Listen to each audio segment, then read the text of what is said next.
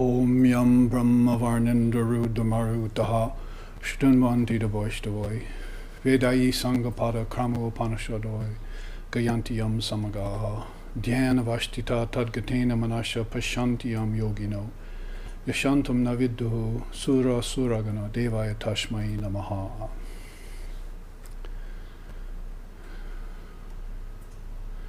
Our eternal salutations to that one who is the truth of life and existence, and whom the saints and sages call by various names. Our eternal salutations to that one whose glories are sung in the different religious traditions of the world, but whose infinite and undying grandeur no mortal mind can comprehend. Our eternal salutations to that one upon whom the devotees meditate in the shrine of their heart, realizing an ineffable presence in their deepest contemplation. May he prompt our minds toward the path of truth and righteousness. May she reveal herself into our souls and dispel the gloom of death, fear, doubt, and darkness. Om peace, peace, peace.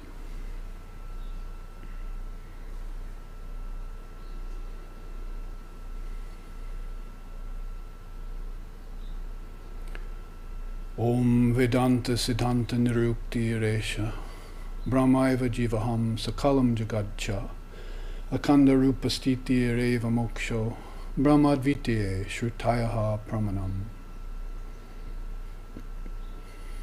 Om Shantihi Shantihi Shantihi. It is the final conclusion of the Vedanta that all is Brahman. Time, space, living beings, and the world.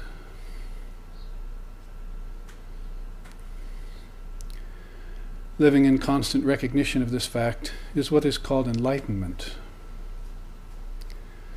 Brahman is one without a second, pure and perfect, and the revealed scriptures are the sure and certain proof of this fact. Om peace, peace, peace.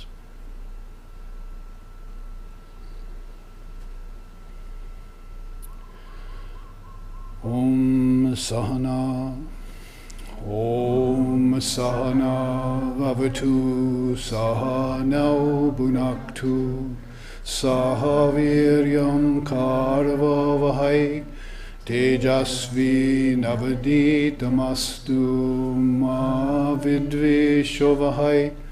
Om Shanti Shanti Shanti. May Brahman, the reality, protect us. May Brahman sustain us. May Brahman illumine our thinking process.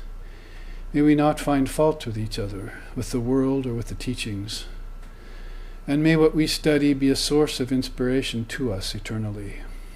Om peace, peace, peace. May peace be unto us, may peace be unto all. Om Hari Om.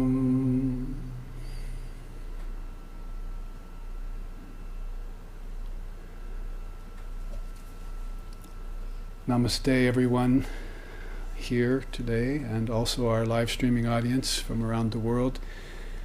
And aloha from Hawaii, as we say here.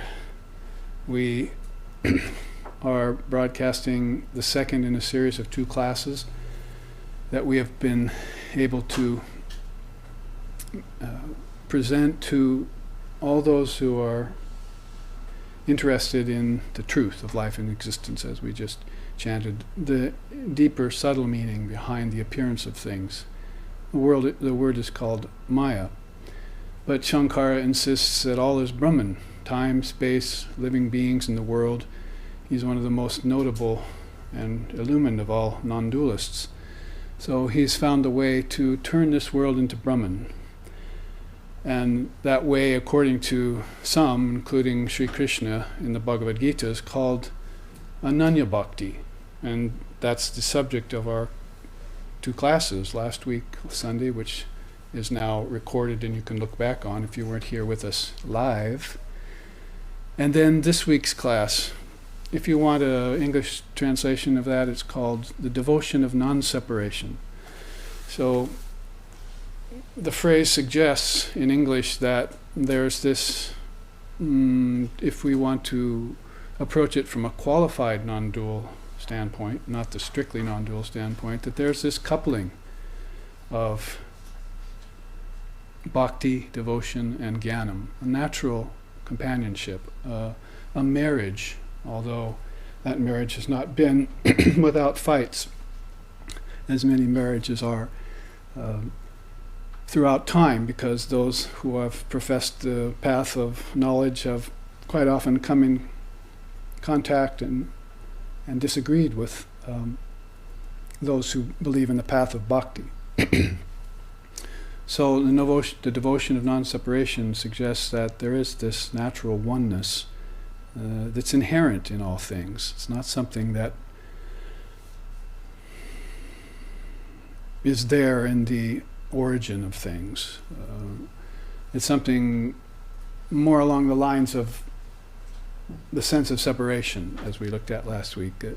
These two charts which you see are just a quick review of what we saw last week in terms of taking an approach that is both of the jnana style and of the bhakti style.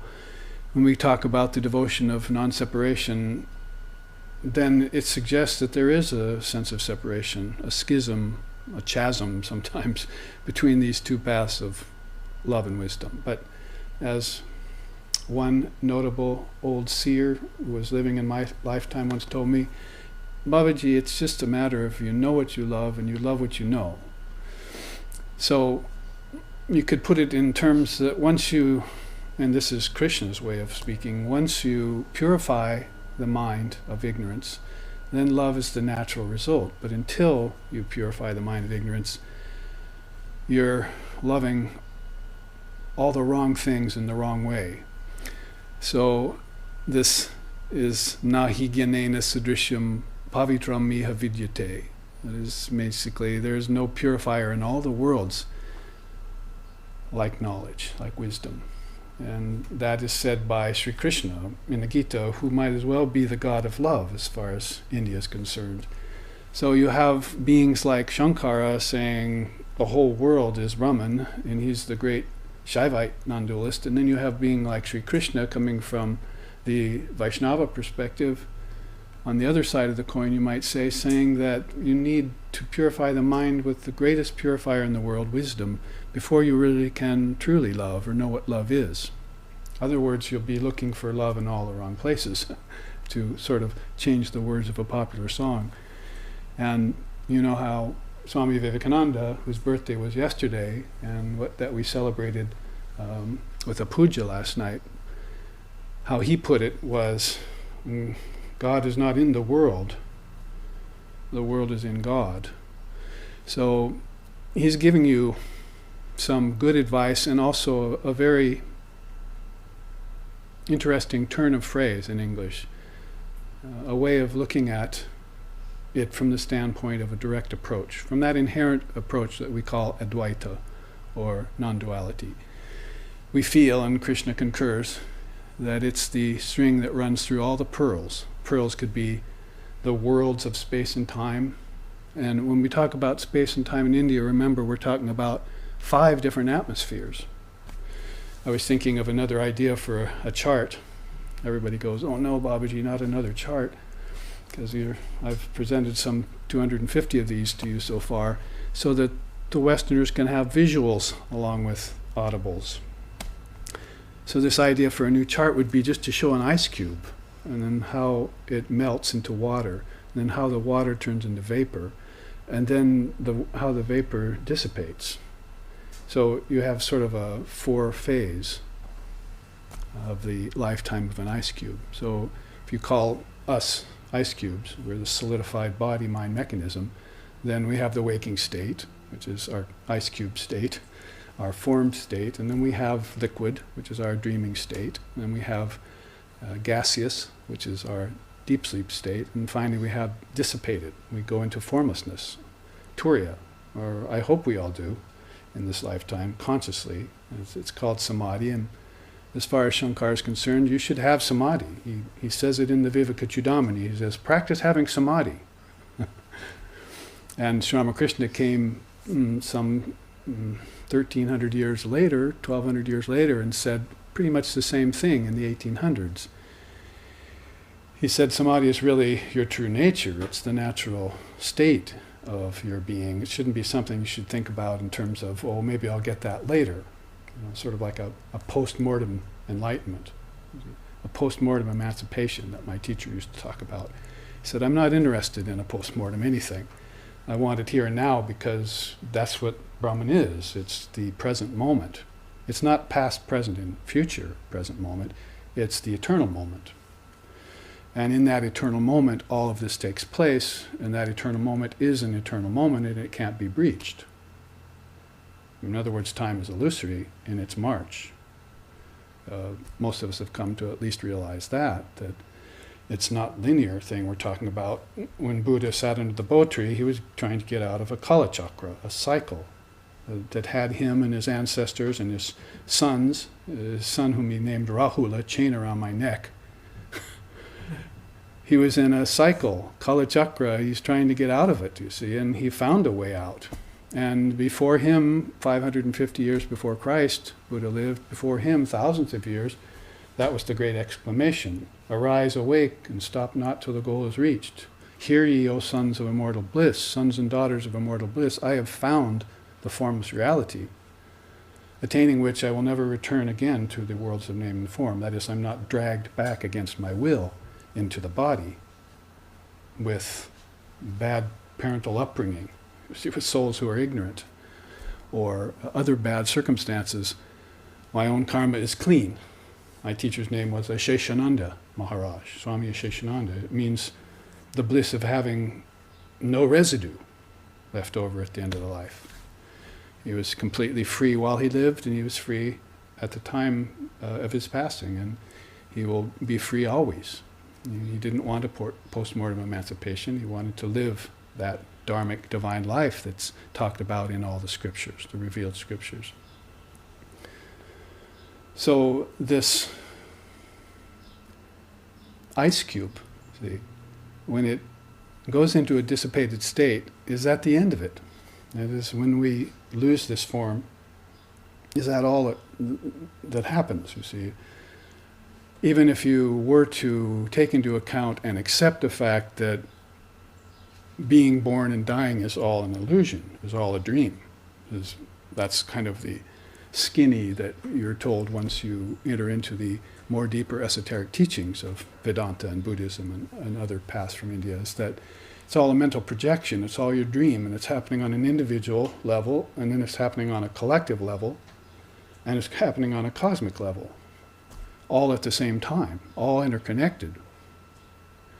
Like that story of Sri Ramakrishna reaching down across the lake, this big tank of water, see, and there's a hyacinth plant that grew there. So he reached down and grabbed one strand of it, and he told his companion, watch this. And he pulled it, and the whole thing all the way across the lake moved towards him. And he said, just like that, underneath the surface, everything's interconnected. We just don't see it. Now that interconnectedness is grounds for celebration for the New Agers, but not for the spiritual people, not for those who want to get out of that connection. And all the great beings have said so. Christ, Buddha, Patanjali, the father of yoga, has said, you want Kaivalya first and foremost. If you can get Kaivalya, then you can get out of the cycle of birth and death. So Kaivalya, what does it mean in English? It means isolation. That's the word they select in Vedantic circles to define the word Kaivalya. It's a wonderful word. I heard it first time right here in Hawaii at a Vedanta class on Oahu when I lived there. An old elderly teacher was teaching it, and he loved that word Kaivalya from the scriptures. There's even an Upanishad called the Kaivalya Upanishad. That's how important the word is in Sanskrit, meaning isolation. So isolation from what? Are we supposed to separate ourselves from our brothers and sisters, and separate ourselves from nature, and separate ourselves from all these things? First, we're to realize the interconnectedness of all of it, and then we're to transcend it, basically. we're supposed to be masters of nature, not bond slaves, in other words. And once you fall into that way of thinking that God is in the world, then you've turned God into a form. And that's a mighty no-no, philosophical circles who know what they're talking about. Circles who are akamai, sorry live streaming audience if you don't know Hawaiian words, but who are in the know about the highest truths. That's a no-no. You don't turn God into a form. Humans, children, angels, whatever form you want to assign to God, it's not going to work because God is essentially formless and it can't change.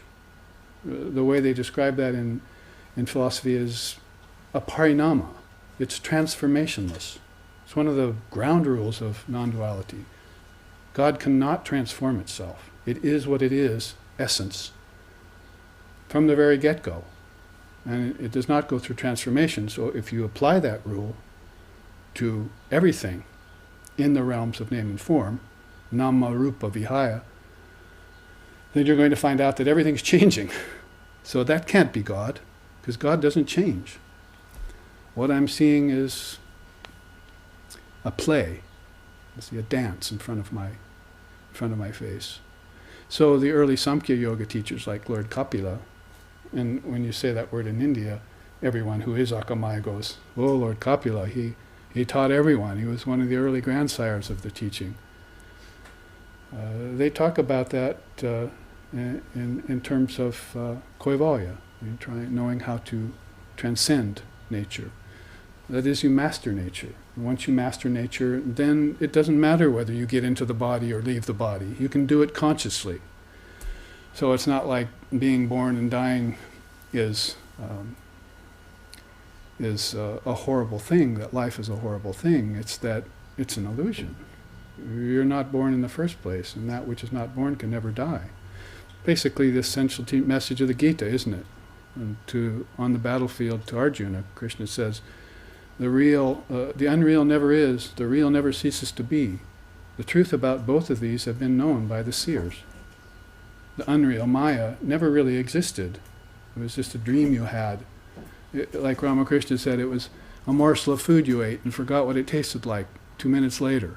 It's down the throat and gone. So the unreal never is, but the real never ceases to be. It's an eternal principle, set in stone, as it were. It's a ruin stone. It's like the word Om carved in the eternal granite of your own consciousness. Or as the Muslims say, basically like written in letters of molten gold across the interior of your mind. And all you have to do is meditate and see them there, written there. Om eternal, you see. Allahu Akbar. Or however way you want to say that in whatever tradition. So this devotion of non-separation has to do with this eternal, stainless position.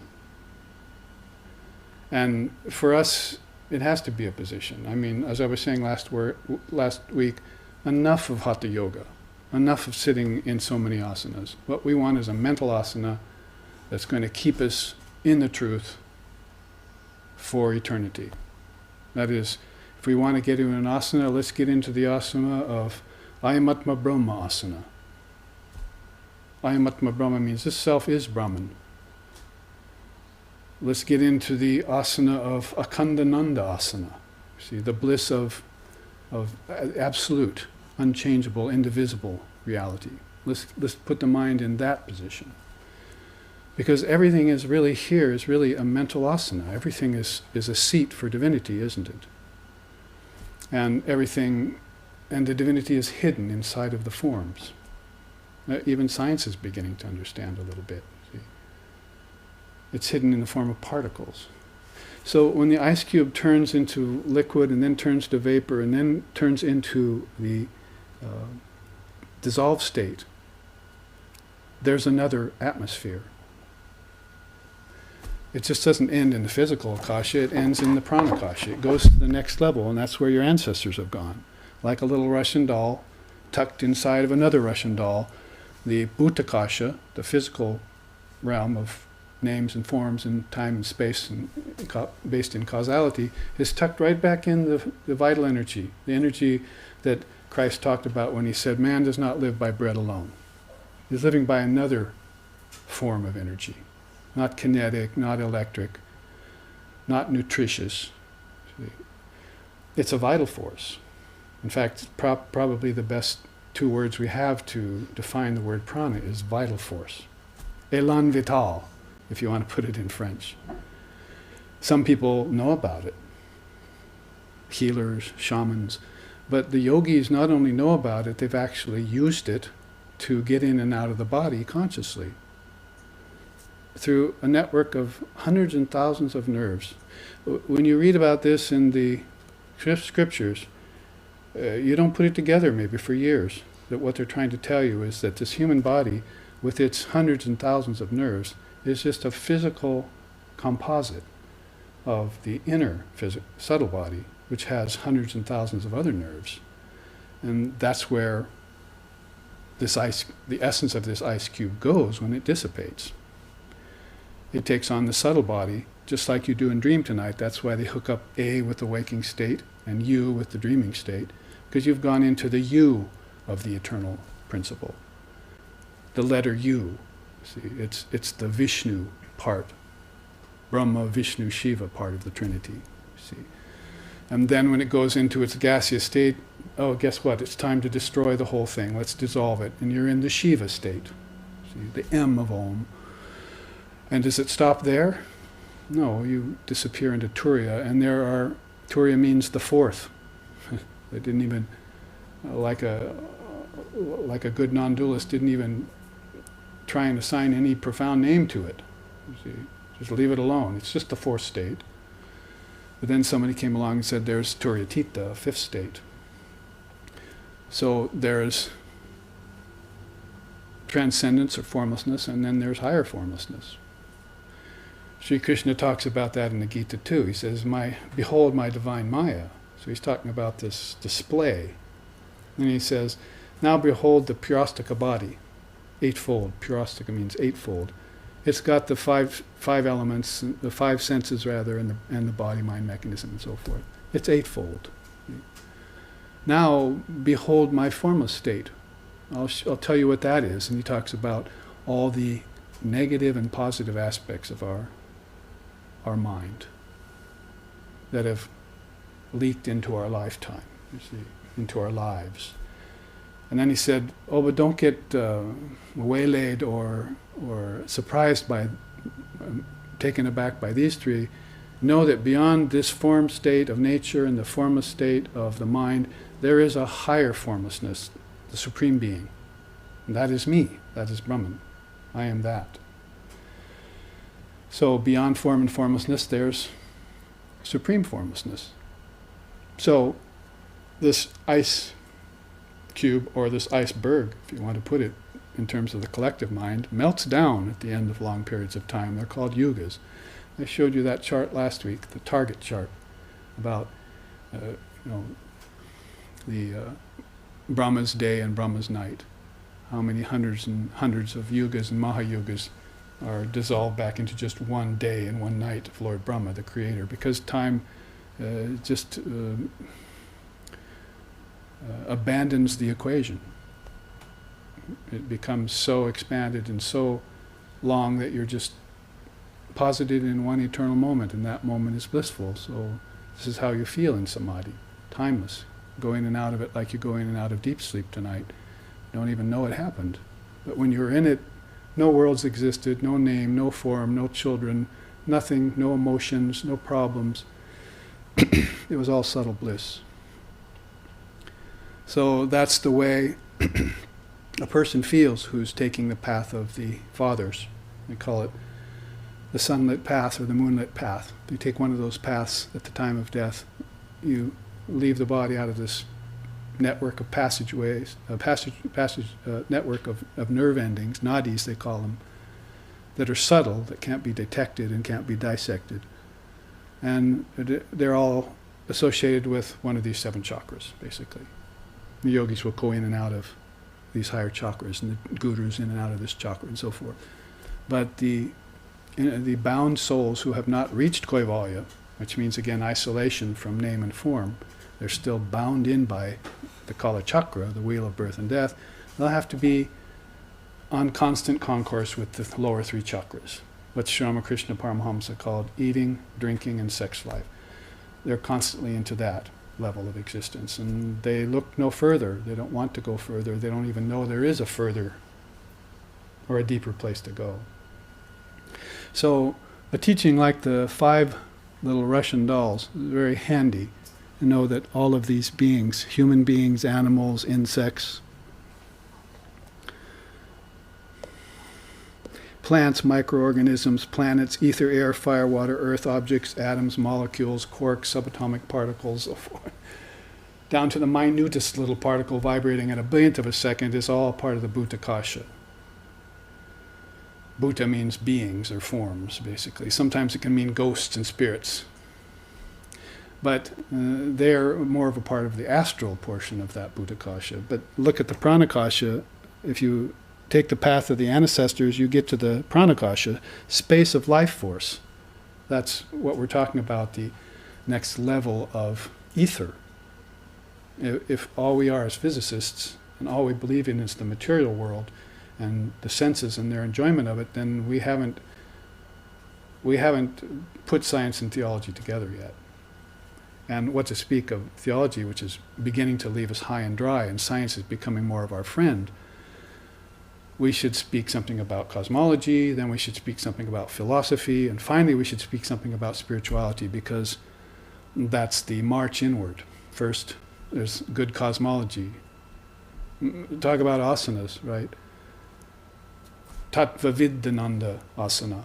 I have the bliss of knowing all the 24 cosmic principles that are the makeup of Divine Mother's universes. And I go to death with that. So when I come back in my next lifetime, I kept that asana. I still know the 24 cosmic principles in my next lifetime. I don't have to learn all about them again. This is called a past master, an enlightened person. His grammatical rules didn't get him anything. His intellect didn't get him anything. Bhaja Govindam, Bhaja Govindam, Bhaja Govindam, Bhutamate, Samprapte Sanihite Kali, Nahi Nahi Rakshati Dukrin Karine. That was the great non-dualist singing Bhaja Govindam, adore the Lord. Gee, I thought non-dualists didn't believe in the God with form. Well, why is he writing a song to him then? And why does the song say, adore the Lord, O fool? Buddhamate means you fool. Adore the Lord. Because when the time of death comes, your grammatical rules and regulations aren't going to do you any good. You're going to need something else to pass through along the path, the moonlit path, to the sunlit path, the 2 eternal paths of the world, and find your way beyond nature and beyond form. Kaivalya. What Father of Yoga later talked about in terms of Kaivalya. It was suggested by a lot of the earlier teachers, like Lord Kapila, and so forth. So all of these vibrating particles that make up these objects in space and time, the vibration gets subtler. Don't stop there, science. You see, don't stop there, Mr. Physicist. Don't stop there, Mr. Quantum Physicist. Make the bridge that the seers and saints have known for hundreds and thousands of years, and why they keep coming back into the body to remind us that the kingdoms of heaven lie within you. And they're very well defined in this tradition, I can tell you. Christ might have had fishermen to teach and had to find some very easy ways to explain to them. But Shankara had jnanis that were steeped in jnana yoga for many lifetimes as his disciples, so he had to find very profound ways of explaining it to them, and discoursing about it, and cutting it up, talking about it, having concourse, speaking the truth, attending holy company. Otherwise he wouldn't have written Satsangatve nisangatve, nisangatve nirmohatvam, nirmohatvam nishchalitatvam, nishchalitatve jivanamukti. How do you put a bunch of profound words into a very simple song and sing it to people? So they get the idea that through holy company, satsangatve, you get rid of your delusion. Nirmohatvam. Moha means delusion. And nirmohatvam gives you nishchalitatvam. There's somebody in the audience here named Nishchaya. It means resolve. It means a resolve to get enlightenment in this lifetime, to put away all childish things, to destroy the superstitions, to see through the mysteries and the appearances of things. I will know what there is there. I will not be scared like by a bugaboo, Vivekananda said. In this lifetime I will know what is there, or I will die trying. So to strip all the coverings off the gift. Remember last week we had that other target chart that's called the Adara system. The outer covering is the body, the inner covering is the prana. You see the connections already between the two systems, the Vedantic and the Yoga Vishishta system. And the inner covering, that is the mind, you see. And then next covering is the intellect. And the intellect, and finally you have the Anandamaya Kosha, the ego, the cosmic ego in this case. So you have the 5 sheaths, or the 5 koshas they're called, and you're looking at them as coverings over the gift. You must strip the wrapping off the gift. See? And that gift is your diamond nature, as the Buddhists call it. So it's resting there inside of 5 coverings. And guess who's responsible for those? God? Devil? No. Both God and devil are in Mrs. Jones, see, and Mr. Jones. They both have this very difficult prospect of gaining Kaivalya. Why? Because they themselves have engaged in what Krishna said this morning as we chanted the Gita here at 6 in the morning for our meditation together. Sankalpa sannyasa.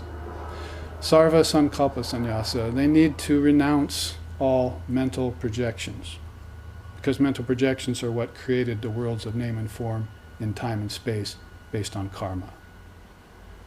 So as Vivekananda said, and I saw it on this nice little calendar that one of my students bought me in India about a month ago. See, you just day by day you turn it, you see, and then there's another Vivekananda picture, another one of his sayings, you see. And the one for 1st of February, was that idea. He says, don't blame anything or anyone, blame yourself. This is a situation you have gotten yourself in. You can't palm it off on God or devil or ancestors or your upbringing or other things that we're making excuses for ourselves for. No doubt they all have a part in it, but you're the one that invited yourself into this party. So you have to get yourself out of it. So that's Kaivalya. Freedom from nature, freedom from form, freedom from name. Oh, can you tell me what gender my child is? See, isn't it a little bit too early to be superimposing gender issues on him? It's not even out of the womb yet. And what does it matter whether he's male or female? What matters is there's Atman in him. You see? And so we celebrate birthdays, right? Happy birthday, happy birthday. The seer goes, ay, ay, ay. Let's celebrate the day of your getting out of the body, the day of your freedom, the day of your isolation from nature. So it's not going to be a popular concept. Why do you think I don't have many students? I talk like this, see? But this is the truth. You should know the truth, and the truth shall set you free. You didn't see Christ and Buddha and Krishna endearing people to embodied existence. Birds have nests, foxes have holes. Son of Man has no place to lay his head here. Does that sound like he wants you in the body? On earth? They asked Vivekananda once, should a man be reborn? Vivekananda said, I certainly hope he will not. not until he can do so in full consciousness. So there's a standard there to keep. When any soul approaches the worlds of name and form along this network of nadis and invites the prospect of entering into the world of name and form, gross world, the bhutakasha, the physical world, then they breathe a sigh of trepidation. Sigh of trepidation. This is going to be a hard road to hoe. It is for everyone, from ant to avatar. That's why Buddha said, first noble truth, there is suffering. There are Buddhists out there that are trying to remove the suffering in the world. It's impossible. You're not a Buddhist if you don't acknowledge the first noble truth. Try and remove the unnecessary suffering. That part you had a part in. You had a finger in creating this. Try and remove that first. Get Koivalya and then help others. And in order to do that, you're going to have to say there is suffering, and then there's a cause for suffering. And then there's a way out of suffering, and then you come to the Eightfold Path. So follow through on his system. The Four Noble Truths is a great Buddhist system. That's at the foundation. That's how you qualify yourself to be a Buddhist. But if you can't accept even the first noble truth, you can't really be a Buddhist. And in Christianity, is it any different? Padre Pio, they ask him, you're Christ-like. You're developing stigmata and so forth. Christ must be manifesting through you. Will you remove my suffering, sir, is their next question. And Padre Pio's response, if you knew how valuable your suffering is to getting out of suffering, then you wouldn't ask me to remove it. So it sounds like Patanjali's yoga. We should face off. Like that story of Vivekananda walking through the foothills of Himalayas and so forth, and these baboon-like monkeys got on his trail. So he started running, made the mistake of starting to run from them, and they ganged up more and came after him. He was running through this little town. Somebody up in the upper floor of one of the buildings said, "Turn and face the brutes." And so he turned and raised his staff, and they all disbanded. Just like that, they were gone. So he said, he used that teaching in the rest of his life. He said, you should, as a yogi or a yogini, you should turn and face the brutes. Disperse them. Because you were the one that attracted them. So only you can disperse them. So gain a little power, gain a little strength, raise the staff, disperse your bugaboos, so your bugbears, and be free. And so you begin to work your way out of this self-imposed, self-actuated net of suffering called Maya, which as soon as you see it disappears. Rather like a fog bank, Maya. You imagine all sorts of things when you're down in it. As soon as the sun dissipates it, you see it was nothing. It was nothing. So the devotion of non-separation is like that. It's a mental asana that you develop. You say, now I see, I love what I know and I know what I love. And I'm going to have to rid the mind of all these false superimpositions, see through the worlds of name and form by knowing their constituency, their ingredients. Come to know the 24 cosmic principles, and I've reached a cosmological conclusion. This is why I started off today's class saying, Vedanta Siddhanta Niruktiresha. Vedanta Siddhanta means the conclusion of the Vedanta is that all is one. Ever one. It didn't... it isn't something that we made one or we have to make one. It is non-separation. That's why the sense of separation is such a difficult barrier to get over. When you're at the sense of separation, you're really encountering your own ego. And the ego is called the separate I maker. When really there is no separate I, there's just one Brahman, and you're it. Tag. You see. Cosmological tag, you're it. The buck stops with you, as they say. So now, get rid of that sense of separation. Remove that stick from the water and see one again. Or, if thine eye be single, you shall know the truth. Make these two eyes single. or awaken the inner eye of wisdom, Jnana Chakshu. Whether you put it in terms of how Muhammad said it, how Buddha said it, or how Christ said it, it really amounts to the same thing. This innate, intrinsic oneness is there. And that you can have devotion to. That you can have fealty for. That you can dedicate yourself to. Now, you need friends in high places for that. So, why are you Xing God with form out of the equation? That's what the Vedantists would say. God is with form, God is beyond form, and God is beyond both form and formlessness as well. Right? That's what we talked about today. It's like Krishna saying, here's my divine nature, that is nature meaning air, earth, fire, water, and ether. Here's the mind, the parastika body, and here's formlessness. So there's a supreme formlessness which is the origin of all things. If there was an origin, or if you could use an origin, that's called a Jativada. So make sure you put that in side by side with the Parinama. God does not transform. There's no transformation possible in Brahman. So every time I'm seeing change, I'm not seeing Brahman at all. I'm seeing the surface waves on the ocean. I'm not seeing the ocean yet. So I must dive deeper. Dupa, dupa, dupa, the song goes in India. So deeper, deeper, deeper. Dive deep into the ocean of God's beauty. If you descend to the uttermost depths there, you will find the gem of love. Go seek, O mind, go seek Vrindavan in your heart,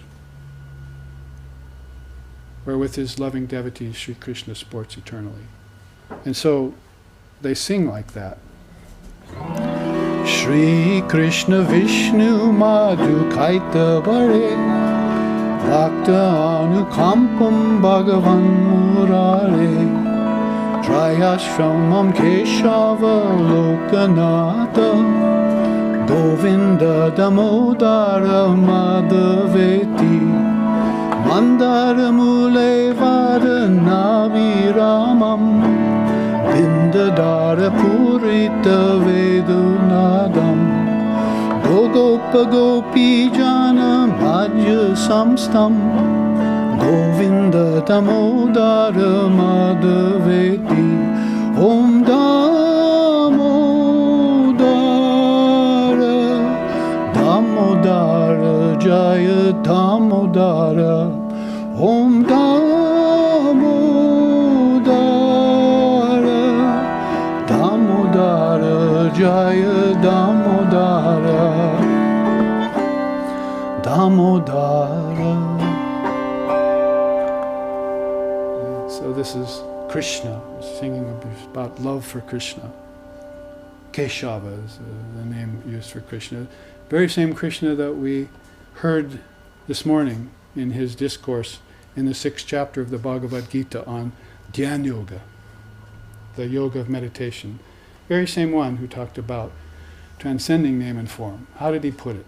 It's the only mention of meditation in all 18 chapters, basically.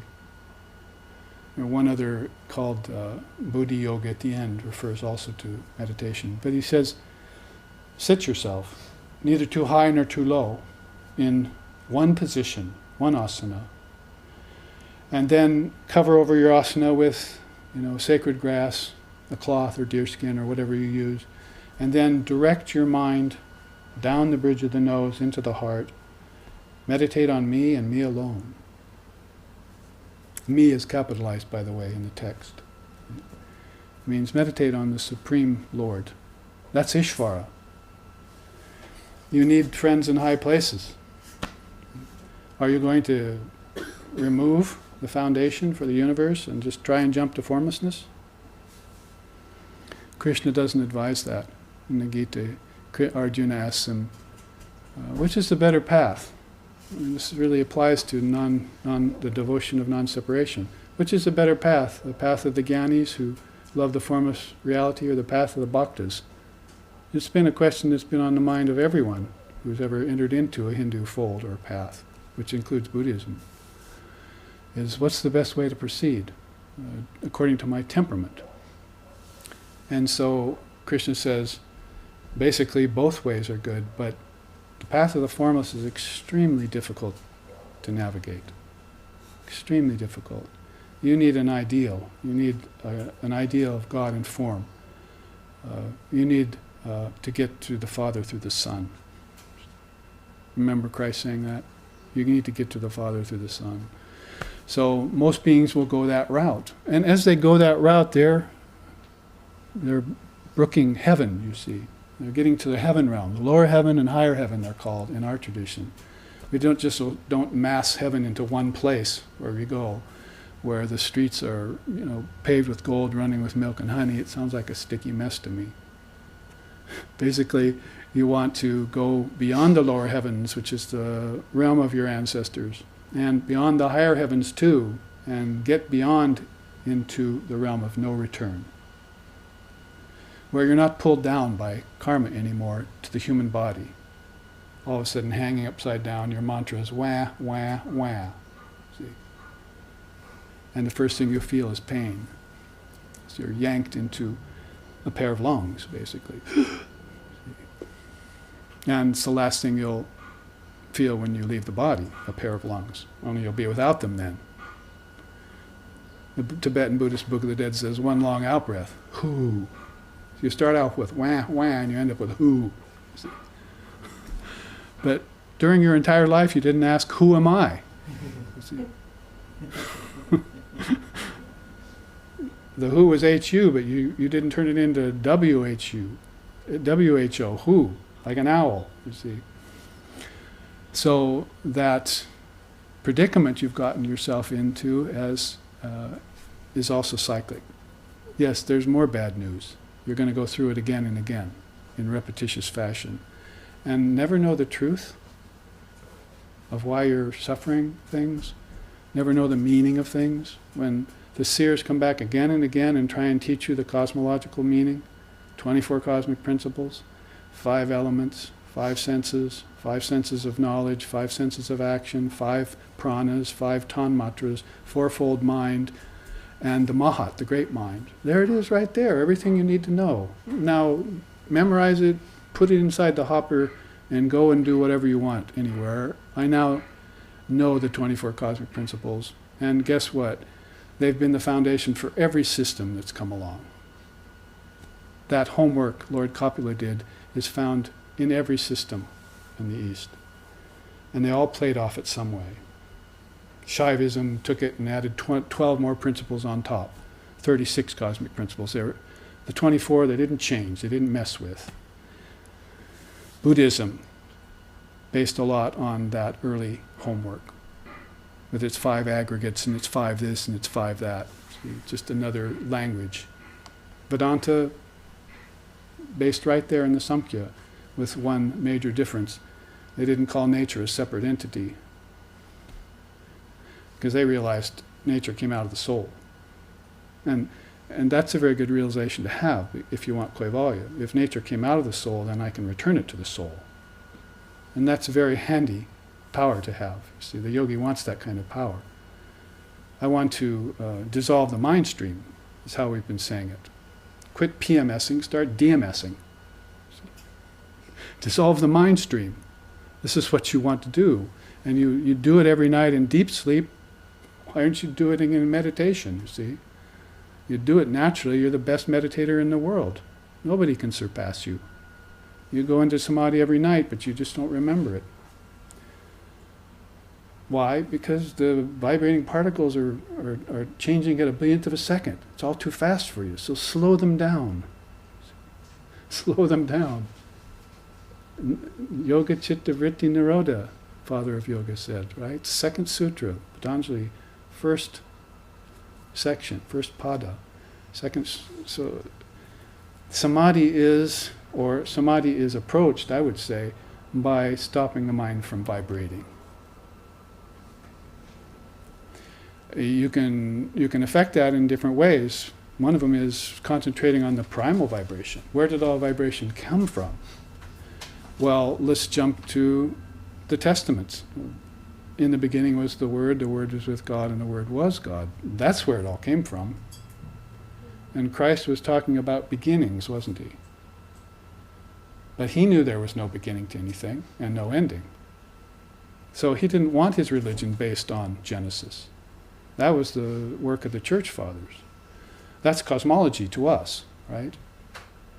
I mean, Lord Kapila might have presented us with the 24 cosmic principles, but why did he do that? To show what a good Samkhya yogi he was? See? No, so that we could transcend it. Once you know them, then you don't fear them anymore. If you don't know them, you still have fear. And that fear causes you to retreat from them. Or that fear causes you to accept them as being real. You've accepted the worlds of name and form based in time and space to be real, but all the scriptures are saying the world is illusory, the world is transitory, the world is ephemeral. What part of this are you not understanding? See? Give them up. Every great soul has come to tell you to give them up. It's just that you're not monks, so you can't give it up externally. So you must give it up internally. You can move through the world without any danger, without any fear, if you know the worlds are not real. If you know the body's not real. Kids go around with, no fear t-shirts, and I grab them by the shoulder and I say, what's no fear mean to you? Oh, it's taking a skateboard down the railing of my, sidewalk at school and not fearing that I'm going to fall and hurt myself. And I said, well, I have another definition of fearlessness for you. We will crush the stars to atoms and we will unhinge the universe. Don't you know who we are? We're the children of God. So we'll crush the stars to atoms. We will unhinge the universe of space and time. That's how Vivekananda put it. In a letter to one of his Western devotees.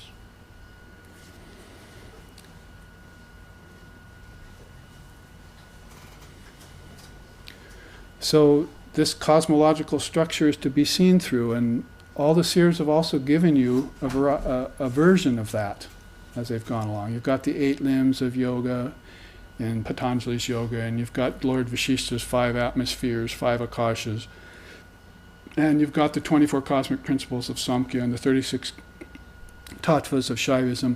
Everywhere you look in this vast, beautiful land of Mother India, who has not just one prophet and one holy book, but hundreds and dozens of each, you find reference to these cosmological systems. They're very important for you to know.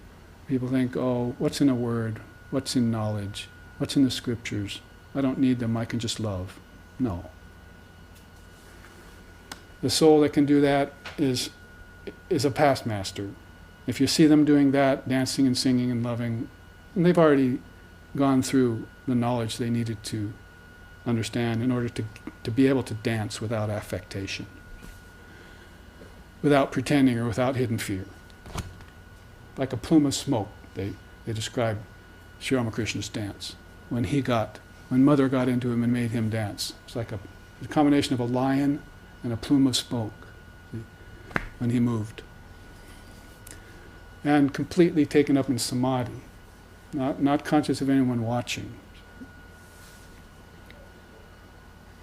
So it's not like, let's put on our new clothes and go and dance and sing and chant tonight at kirtan. See? Not like that. The homework has been done, it's been accomplished. One of the songs in India says, don't you know, O mind, you should awaken. You must awaken in this lifetime. Don't you know that every child who does not study is spanked soundly and put to bed without dinner? Do your studies. See? Come to know these systems. There are 6 of them. And those are just the orthodox ones. Then you've got the non-orthodox ones like Buddhism and Jainism and Sikhism. They're all wonderful, and they're all filled with this wisdom that's indigenous to Mother India.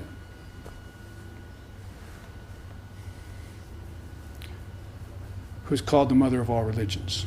by the way. She didn't get that name for no good reason.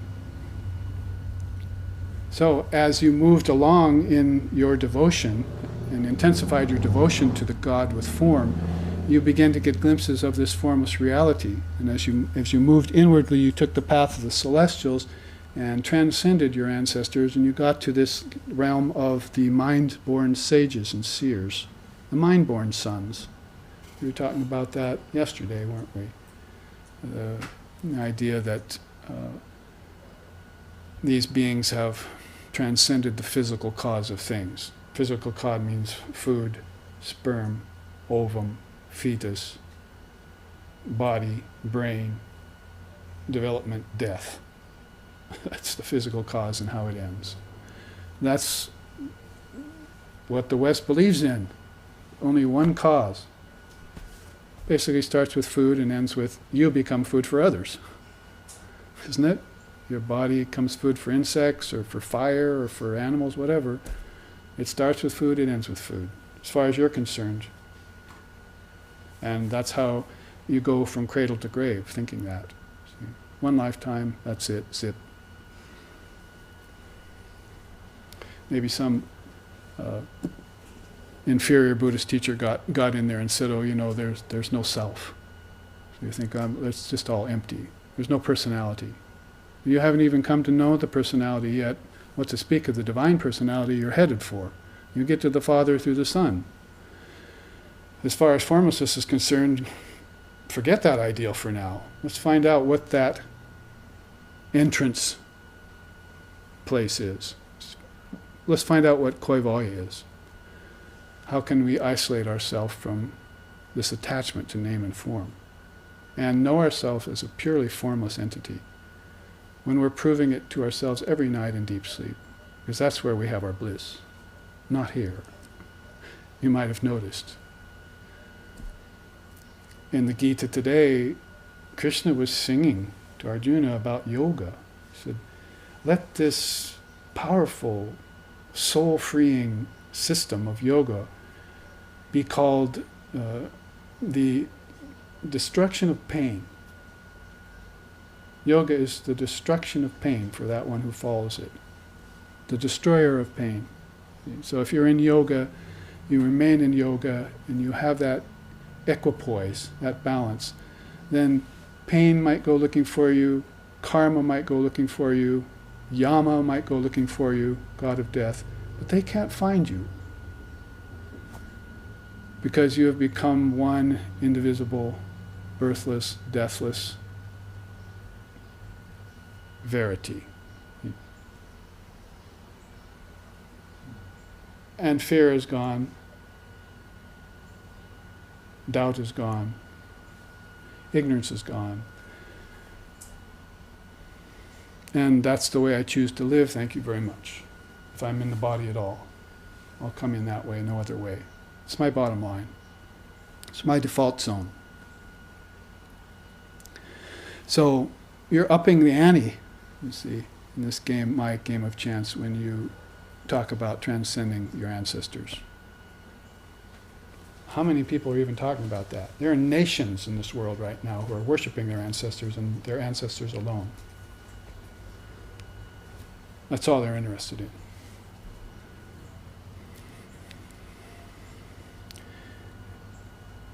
May I eat sumptuous food on gold plates with my great-grandchildren. That's what they're interested in. That's what you ask the Lord for. That's what the clever worldly man asks the Lord for. May I eat sumptuous food on gold plates with my great-grandchildren. He's very clever, because now he knows he's got riches, he's got old age, long life, he's got everything he needs right there, progeny, and that's all he's interested in.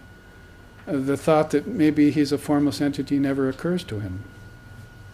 The thought that he's a birthless, deathless being, and so are his children, never occurs to him. The thought that all gold and all wealth in the world is his already never occurs to him. He's thinking about going and getting it, see. I mean, there are songs in India that we've sung that are just exactly like that have that kind of message for us.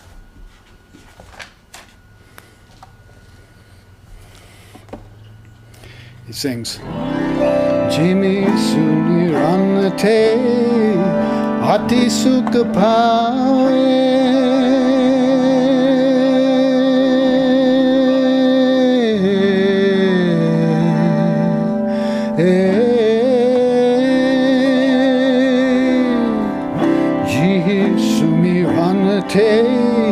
Ati Sukhapae Rauratane Kyong Chordia.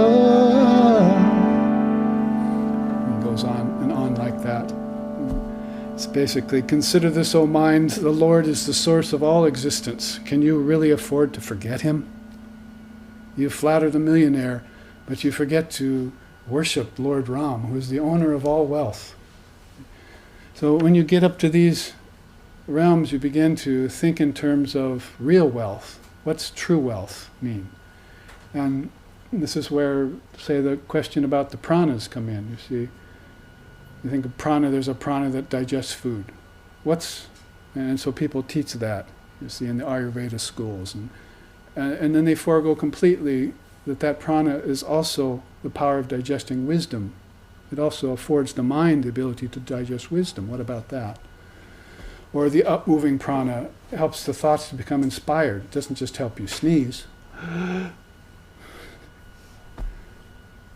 It's not just a matter of pranayam, but there's a prana whose subtle form actually helps you inspire your mind. And if you seize a hold of that and get a hold of it, you will never brood or be depressed again. And I can attest to it.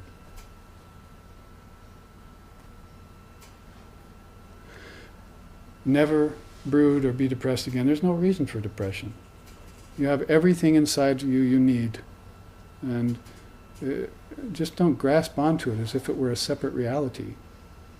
Or try and turn it into a possession. Skirt the sense of separation. And along with it, skirt the sense of ownership. And also the sense of agency. You can't own anything. It's already yours. I mean, the slap on your hand teaching is you can't own anything because you shouldn't get attached to it. But my teacher said the true yogi attaches and detaches at will. Not just a matter of you have to detach from it. That's a teaching for people who are attached. But what about those who don't have necessarily any inadvertent attachment to something? They don't have to detach.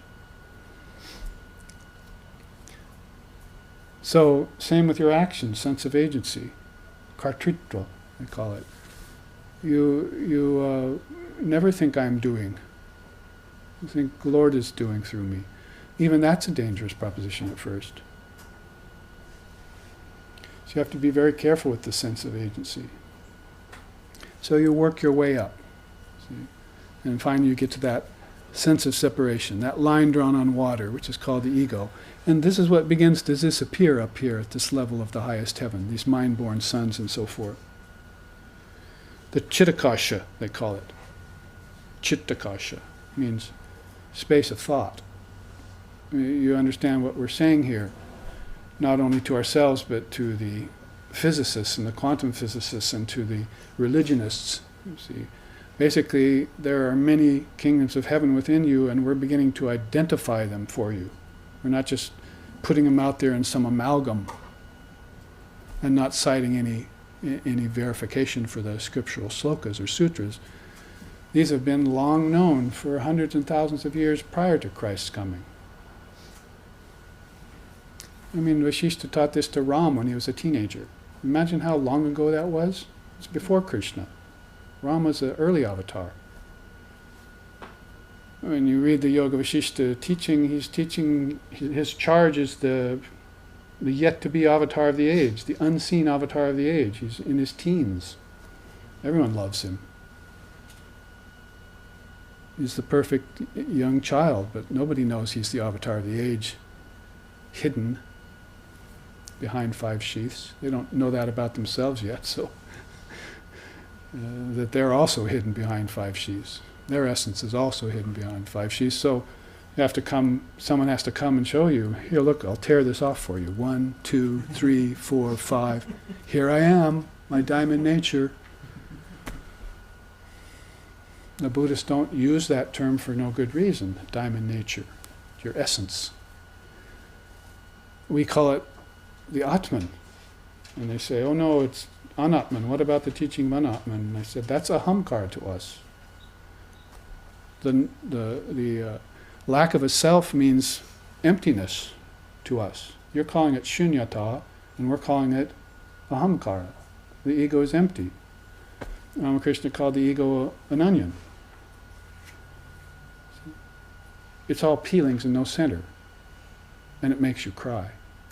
When you peel it, so you're going to have to peel off these 5 sheaths, or one by one transcend these levels in meditation.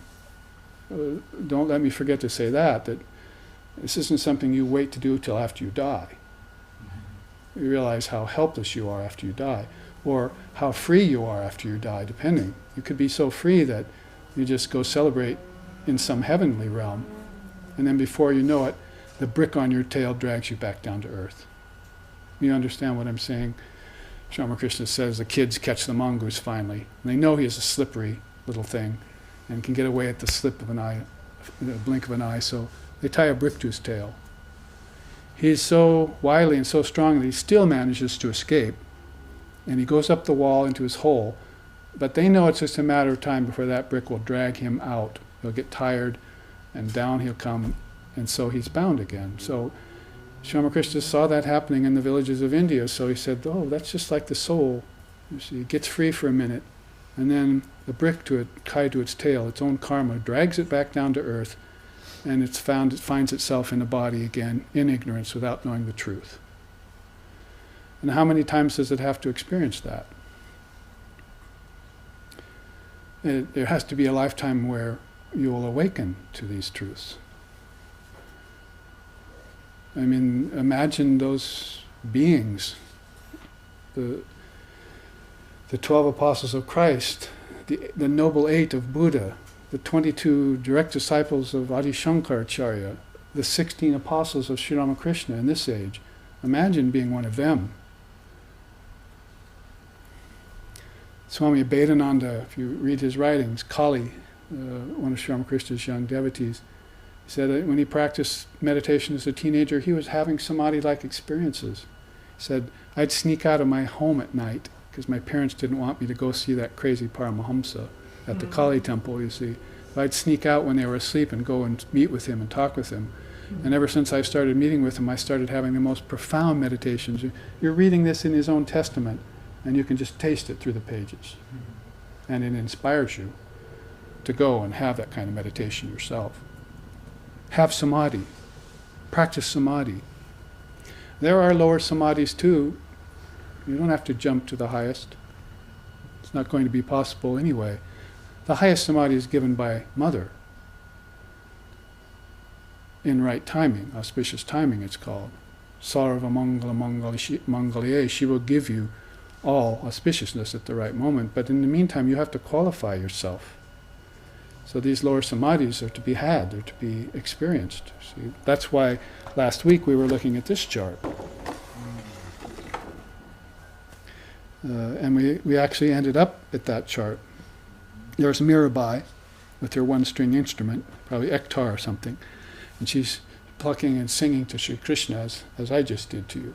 She has a beautiful song to Sri Krishna, and she wrote many songs and composed many songs in her great devotion to Sri Krishna.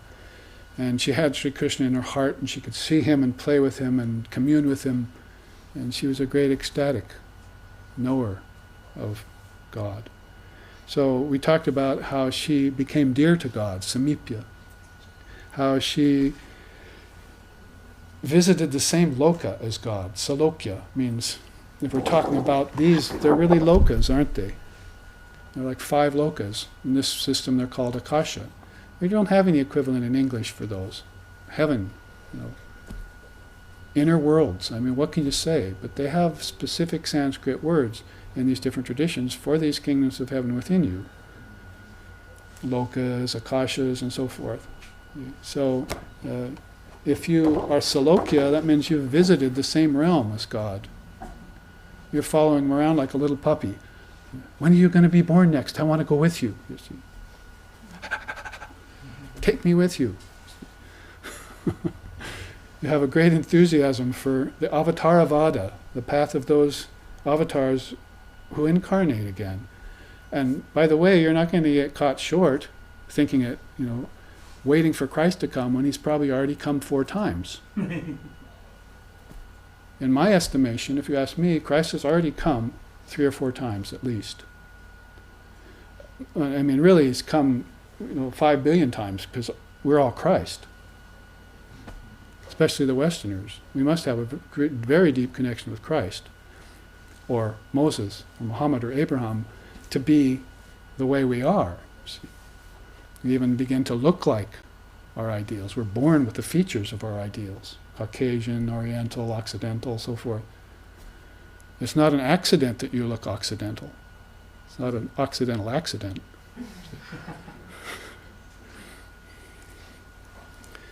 So these are your samskaras. These are your tendencies from previous births that you're now wearing on your body. In the old days, back in the 60s, right, they say, look in the mirror, look at your eyes, look at your features.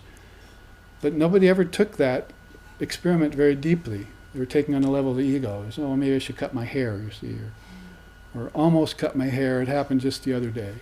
It was getting kind of long. Could have said it was in my way. But I didn't, and I wonder why. I feel like letting my freak flag fly. See, that was the 60s, right? You look in the mirror and you say, oh, look at those eyes, you see. Maybe you have to think, maybe God is in there somewhere. Maybe the eyes are the window to the soul. But if you really looked on, you'd say, how far apart are my eyes? What's the shape of my nose? Is my chin cleft or tucked or prominent? What's my cranial vault look like? You see, you're looking at your spiritual physiognomy. You're looking at your prarabdha karma when you look in the mirror. You're looking at what you brought to the table from your past lifetimes, wearing on your features right now. So you can tell a lot about yourself.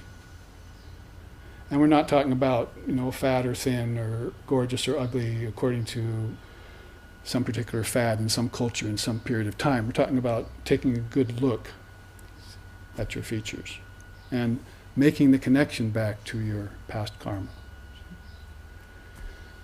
And that's why the guru can read you. If they know that, if they're into that spiritual art, spiritual physiognomy, they can read you when you walk in the room. How you walk, how you talk, how you present yourself, how you question, and how you look. They can tell so much about you in just a few minutes. They can tell where you've been. Sort of like, somebody wearing very nice shoes, but the polish has become thin and cracked. You can almost tell where those shoes have been. Your body is like a shoe. It's been to different places, and if you look closely, you can tell where it's been, which realm it's been in, and how long it's spent there, and what its propensities are for getting out, going beyond. It's all about spiritual struggle, striving. It's all about sadhana. You're not going anywhere in the moral, ethical circle, especially nowadays. And you must get to the Dharma. The circle of moral and ethics is meant to get you to the Dharma. That's a higher circle. If you can get to the Dharma, you stop just hearing about the truth, you start practicing it. You take vows around it. They're called precepts. And you start hearing some of these truths that are bantered about almost in commonality amongst the devotees. They start talking about this as if they're true. Go figure. See? You're not spending time with the intellectuals anymore. You've graduated to those who are knowers of Brahman. At least knowers of cosmology, so they can tell you about every ingredient of your body and every ingredient of the inner makeup, the worlds and so forth, so that you can come to know it finally and for all time and transcend it. To know it is to transcend it, as I said. No more fear of it. Then when that happens, you're on a dharmic path, and dharma leads to sadhana. So another circle from dharma, then you have to actually begin intensifying your practice. Now I'm not just sitting a half hour a day, I'm sitting 2 or 3 hours a day, or 8 hours. I'm going to long sessions of meditation. I have more time now to stretch out inside of myself. And my ignorance is dying. So these meditations are providing me with some very deep insights, key insights. And the most key of all is that insight into my formless nature. That I never was a form. I never had a name. And that's why they try not to give God a form or give him a name either. So Salokya is a very powerful teaching. If you're in that same realm with God, then you've been highly favored and or have qualified yourself to be there. Also, Sarupya, same form as God. As I was just saying, you begin to look like what you meditate upon. You take on the characteristics of that which you're meditating upon. You know the Vedantic teaching. Take a crystal, put it in front of a red flower, turns red. Put it in front of a blue flower, turns blue, and so forth. That crystal is your mind. You put it in holy company, it turns holy. You put it with thieves, it begins to steal things. The mind is just like that. And it's almost not your fault. It's just the way the mind will go. You have to give it holy company. And then all its good tendencies will come out. And then you'll transcend the mind. When they talk about purified mind, they're not talking about rendering the ordinary mind pure. They're talking about realizing the original mind. It's a very important distinction. As if you could somehow get into the dual mind and render it pure, when all the sins and horrific deeds and all the great ideas exist side by side there in some sort of amalgam, you see. That's the dual mind, called manas. Manas is also the name for your birth, manas yatvam. And it's also the name for man, for human beings. So man is basically a mind, it's not a body. And the condition of that mind is going to predicate his life and his future life, coming from his previous existence. So that's why you can read your past lifetimes at some point in your meditation. It's not the thing to go for. They say, just let it happen. So it's like, I think people go to parties and they say, I was Joan of Arc. See? I was Mary Queen of Scots. See? Elvis has come back, I'm him. You see? Oh no, please, not that.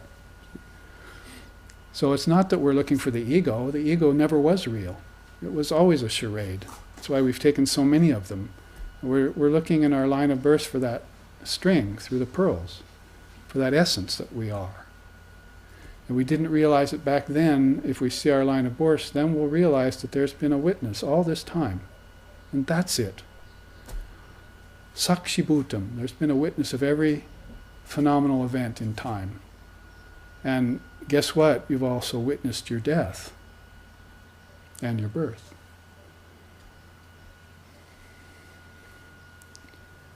And those are very profound realizations, like Tibetan Book of the Dead kind of realizations, is that then you can die consciously when you know that. I think I'll try to die, leave my body consciously this time. Gee, what a novel idea, you see.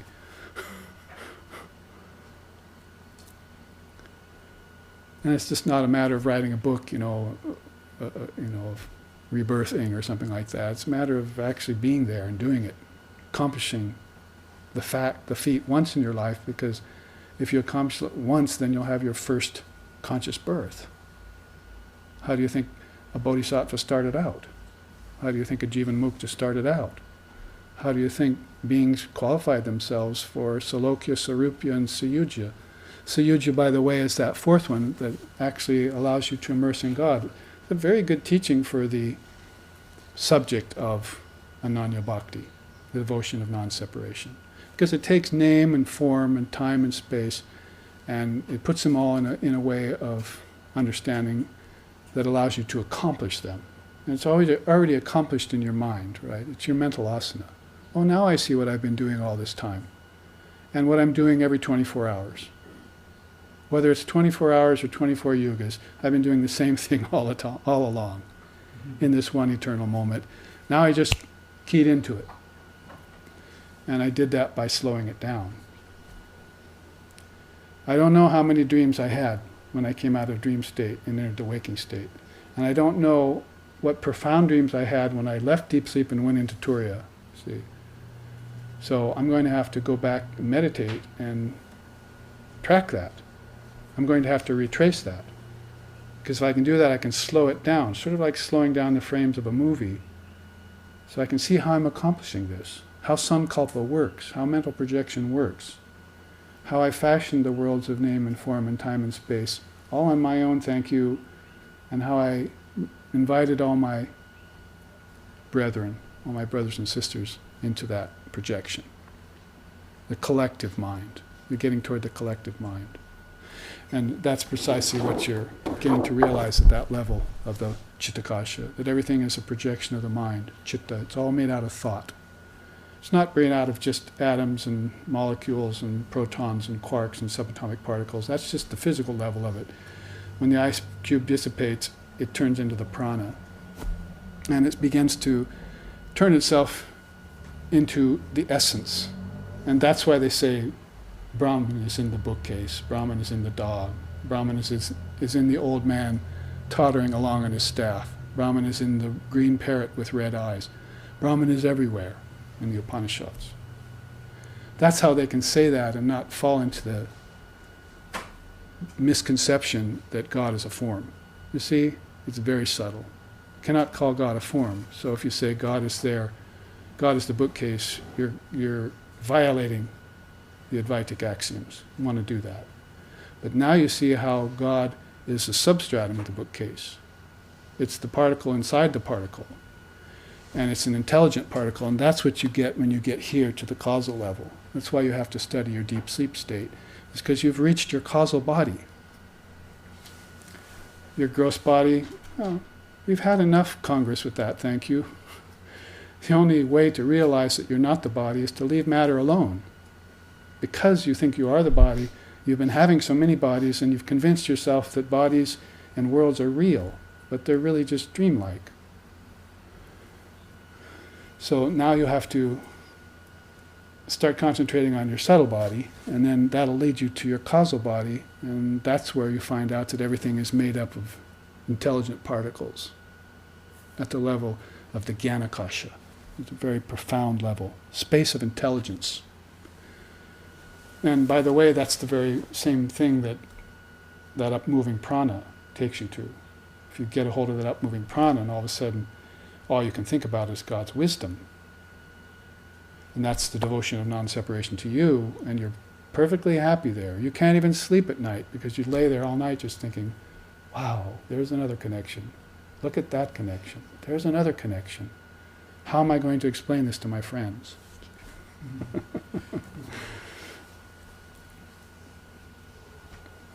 So it takes you up, right? It takes you up. You can't overlook it. The hound of heaven has already caught you. He's not on your trail anymore. He's got you. And what to speak of turning and facing the brutes? The brutes don't exist anymore, and this ocean of wisdom has just opened up to you. It's called Sampragyata Samadhi. Specifically, it's called the Samadhi of wonder, the Samadhi of overwhelm. It's what Christ experienced in the wilderness when he sat under the tree, just like Buddha did 550 years earlier, but in Christ's case, birds pecked grains out of his hair and a snake slithered across his lap and so forth. Lion laid down inside of him, didn't touch him, you see. As he was in this Jata Samadhi, this Samadhi of wonder, at everything he saw inside of him. Why else do you think the kingdoms of heaven are within me was a statement? Do you think he just said that, oh, let's come up with a nice saying here, you see? No, he was actually in the Samadhi where he saw all of this, laid out like a map going inward. And that map, you know, maps have lines. You know where I'm going with that? Your body has lines called nerves. Your subtle body also has, like a map, lots of roads and countries and worlds and lokas. And that map also can be read by you, can be seen and read by you. You can direct yourself out to the out of the causal world into the gross world and back into the subtle worlds in the causal world. And you can even keep your causal body after death. If you want, you can go into form of samadhi. Have no hope for me anymore for the world. I'm gone and I'm gone forever. As the song sings.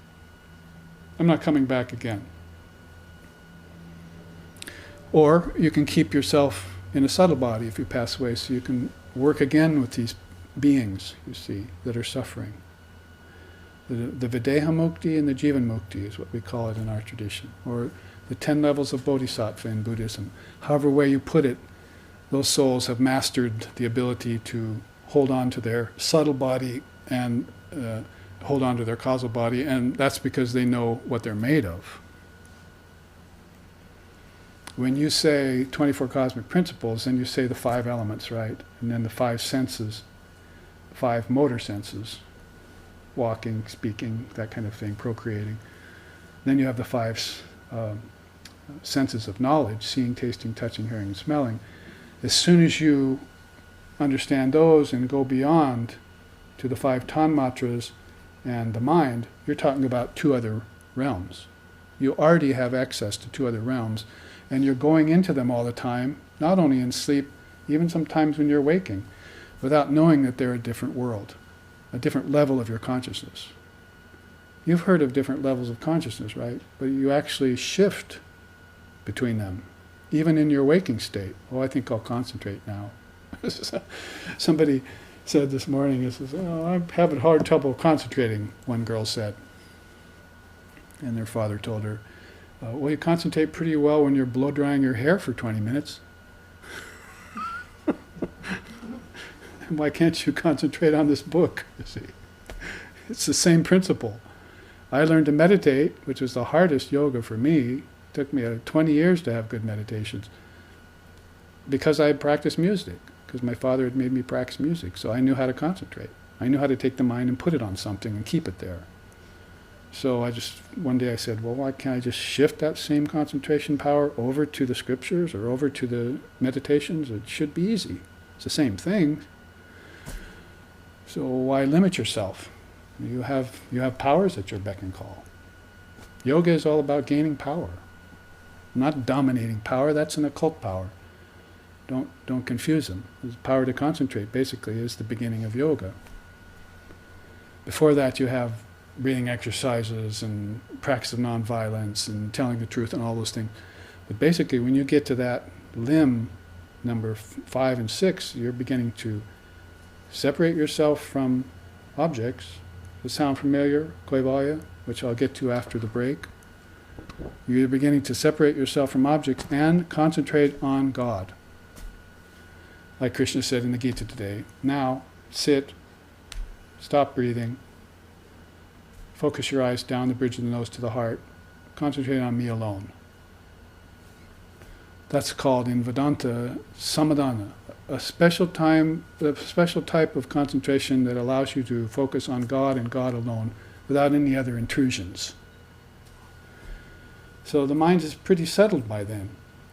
It's not like sitting and meditating all of a sudden, I wonder what's for dinner, you see. Or that person insulted me yesterday. It was yanked here and there in tangents, back to work, the workplace or something. No, you've got the ability to detach yourself, settle yourself in one-pointed meditation. If thine mind, I be single, it shall know the truth. You're there. So that causal body is a very important thing, and it's very much akin to this Vaishnava teaching of immersing in God, sayujya. It's kind of like the Buddhist nirvana put in terms of Vaishnavism. You know what I mean by Vaishnavism, those who love Krishna and those who love Ram. So it's that type of concentration that the yogi and the yogini covets more than anything else, and puts them in a high state, in wonderment. Savitarka, savichara, samadhi is the words I was trying to come up with earlier. At first, everything presents itself as a wash. inside of your own mind, and you're thrown into a stupor. You're gone, like Christ in the wilderness. But then the next type of samadhi comes, you can actually take an atom out of that sun of knowledge, that wash of knowledge, and pull it in and concentrate on it, and just like splitting a particle, split it open and see what's in it. Your mind is the electron microscope in this case, and that's called the next level of samadhi. Savichara to savitarka to nirvichara to nirvitarka. So one of the things that happens is that you're in no hurry anymore to uncover all of God's wisdom because it's infinite. You've heard them say it, right? I can't know everything that Mother knows. There's a song in India that says, Mother doesn't even know the extent of her own wisdom. It's infinite. So I leave you with that thought here because it's time for a break. And please take your refreshment. The live streaming audience will be able to see these charts close up as we take our 10 or 15 minute break. And then we'll come back. Thank you for your attention.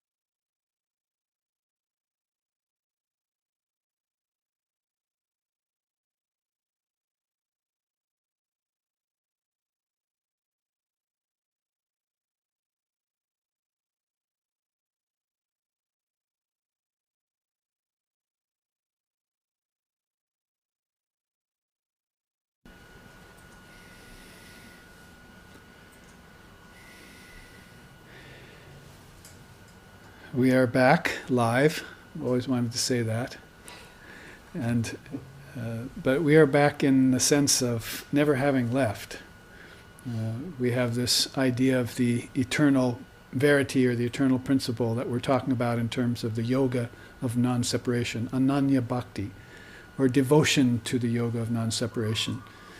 And we left off talking about Mirabai's following and some of the associated teachings of Vaishnavism to bring in that bhakti element more. We have to study jnana, bhakti, karma, and dhyan, or raja they sometimes call it, the four yogas.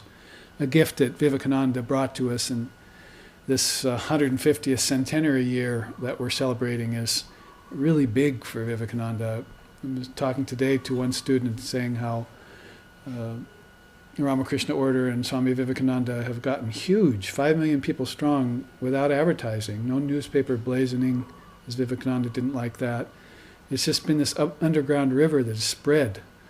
And so people all of a sudden become aware of it just through divine grace and their own karmas, their own qualifications. So we are a huge extended family. We have the SRV family here. There's 14 people in this room, and we have 50 or so on the West Coast, and some in India, and some on the East Coast. So we've been at it for 20 years, 20th year for us this year, when 150th year of Vivekananda's, since he was born on Earth.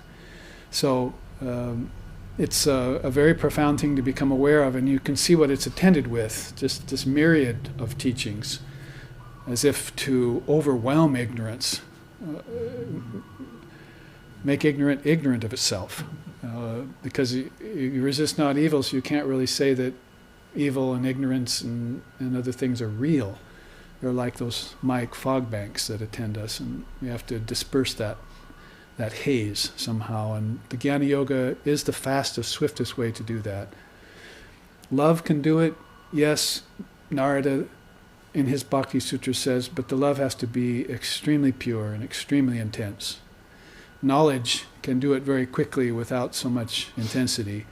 In fact, it can do it very swiftly. And, Yogananda said that about it. So of the four yogas, when Vivekananda spoke about it, he said that this is the sword stroke yoga.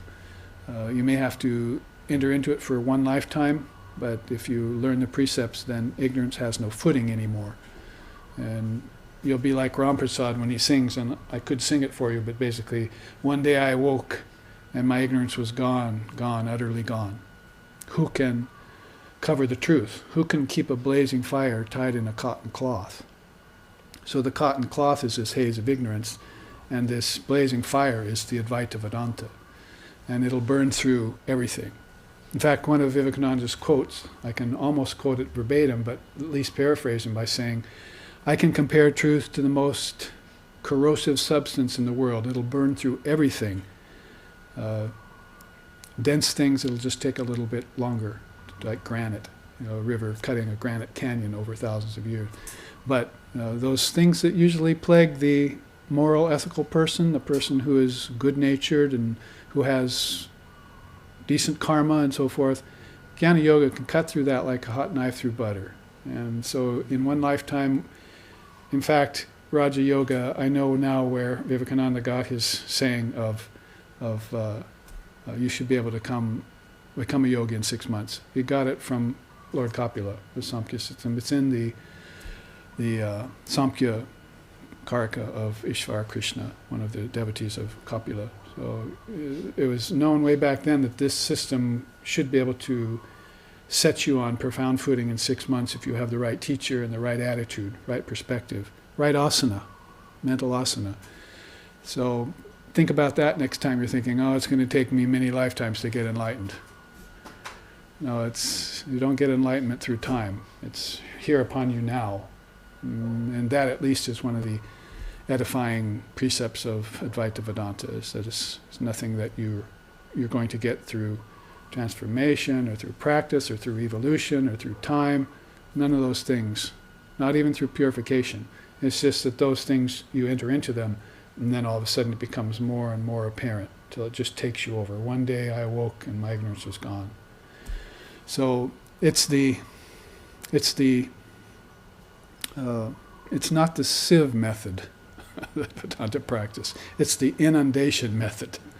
And people often complain to me about that. Oh, you just go through so many teachings in 3 hours, I just get overwhelmed. And I say, good, I accomplished my purpose. I want your mind to get saturated with these teachings. And then you go home and then you practice the sponge method. You just squeeze out what you know is not applicable to you, or what you can't accept, or what you can't understand yet, and you come back with the essence of that teaching, and you come back for your next hit. It's the inundation method. Ignorance isn't real, so you have to use that method on it. Because if you approach it other than resist not evil, you come at it the other way, then it strengthens itself. And sort of like saying, evil doesn't exist, but yet you go to war against evil, and you adopt a spiritual standpoint that's, I'm fighting evil, and you just make evil real then. You make it stronger inside of you. You give it a foundation, and pretty soon it becomes an incarnate devil of all things, and you're blaming everything on it. So you, in Vedanta, you practice the water the flowers, not the weeds method. It's called pratipakshabhavanam. And so, as I said, the mind is an amalgam of good and bad and mixed. And the mixed is probably the most confusing part of it. So what you have to do then is to put the mind on these teachings. And if you take the water away from the weeds, you don't have to do a lot of weeding. They die on their own. And so that shift of attitude in you is the shift of consciousness. It's like these, we're always there all the time, but now all of a sudden you become aware of them because your mind is open to them. That's all. Nothing new under the sun, they say. And so these Indian darshanas proceed on that premise too. Nothing has an origin. At first you say, there's a beginning, middle, end. But eventually you say, there is no middle, beginning, and end to anything. Not to truth, not to me, not to my soul, not to Maya either. Maya, nature, also has no beginning, middle, and end. It's there when you wake up, it's gone when you go to sleep. Go figure. And it's there in every lifetime when you're born, and it's not there when you die. And it's definitely shifted form in heaven, hasn't it? And in your dream state, it's now evanescent. It's transparent. You've fashioned a tree out of your own thought. So why, if that's true in the dream state, why shouldn't it be here in the waking state? Why aren't all these trees considered to be fashioned out of my own thought, particles of my own intelligence? And therefore I'm setting the evolution theory on its ear, I'm setting the 7-day creation theory on its ear, the 4,320,000,000 evolutionary theory, scientific theory on its ear, and I don't believe in those anymore. I believe in here and now. And this here and now is not the present. That's a phase of time. Oh, I'm living in the present now. It means I'm just looking for the next experience. But I've stopped experiences. I'm now the experiencer. What about that? You've all had that experience in dream, right? We say, oh, guess what? I'm dreaming. I think I'll wake up, and poof, there you are. So imagine having that kind of witness consciousness, that kind of strength to dissolve any dream, including this one. And then you'll know what Ramana Maharshi was like when he went into samadhi. See? Oh, sir, you've got that cancer in your elbow. You're going to die. You'll be gone. We won't be with you anymore. And he said, they keep saying I'm going somewhere. I don't understand this. You see. Where would I go? I'm here all the time. It's just whether or not this body drops or I take another one. That's all in Maya. That's all the shifting of the mind in name and form, realms of name and form, but I'm the eternal principle. So when a person realizes this non-dual truth, you can't come along and superimpose your half-cocked ideas over him or her, over the Mirabais and the Ramana Maharshis. These are validated experiences inside of himself, and they're noted in the scriptures, which is why I chanted at the beginning of the class that the proof of all this is in the revealed scriptures. Sure and certain proof of all this is in the revealed scriptures. So we have Guru, Anushasana, the Guru principle in us. We have Vidya Shastra, the scriptures, and we have Aparoksha Anubhuti. Aparoksha Anubhuti. Nice 8-syllable words for you to contemplate. Nothing like them in English, you see. So Aparoksha Anubhuti means your own direct experience. So you validate this with the scriptures and the seers, and then you take it in and you meditate on it and you get your own realization. And that is the 1, 2, 3 punch that puts ignorance to the mat. When you do that. It's called the 3 proofs of truth in my tradition. It's one of the great axioms of Vedanta. And necessarily it's done as a practice, yes, so it's not pure Advaita, but it's a practice of the mind. Please note that. It's not a practice of the body or the breath. It's a practice of the mind. And that's a mental asana that becomes your passageway into the subtler nadis, into the subtle worlds, even while you're occupying the body. Not just waiting for, what's going to happen after death. There's a story of Swamiji. We're talking about him in this 150th year. His birthday was yesterday. So we had our puja for him, and one of his brother monks, or one of the devotees of Ramakrishna that he knew well, was across India, and was watering his garden or something out front of his house, and Swamiji walked by. And he hadn't heard yet that Swamiji had passed away just days earlier. And he looked up, Swamiji, what are you doing here? He saw Swamiji made him see his subtle body. And he said, what are you doing here? I thought you were, in Calcutta.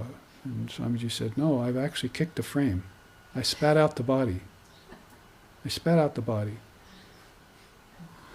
So, and then the other thing he told him was, and you know what? Everything Ramakrishna ever taught us is true. I see it, it's all true. So, experiences like that in the Ramakrishna order are legion and legend. They're multifarious. They're testaments that go on there. Amongst honest people. Holy Mother used to say, everything Ramakrishna ever said was true, but if you just take one thing and concentrate on it, that will be enough for your enlightenment. So you split that one atom. You get beyond ignorance with that one bit of knowledge, that one atom from the sun of knowledge, and split that curtain of Maya open and get one glimpse, and that's the end of ignorance forevermore for you. And you should never fall back into it again. You should never believe in it as being real in the first place. That's what resist not evil means. And I don't think it's really ever been unwrapped that way in Christendom. They certainly don't act like it if you want to go and have a crusade and in a fundamentalist way say my path is the only way, then you're not really following the universal Christ. Resist not evil. And you're trying to dominate over the earth when he said you have no place to lay your head here. What's going on, And it's not just Christendom, it's fundamentalist anything. Hinduism too. It's a blight.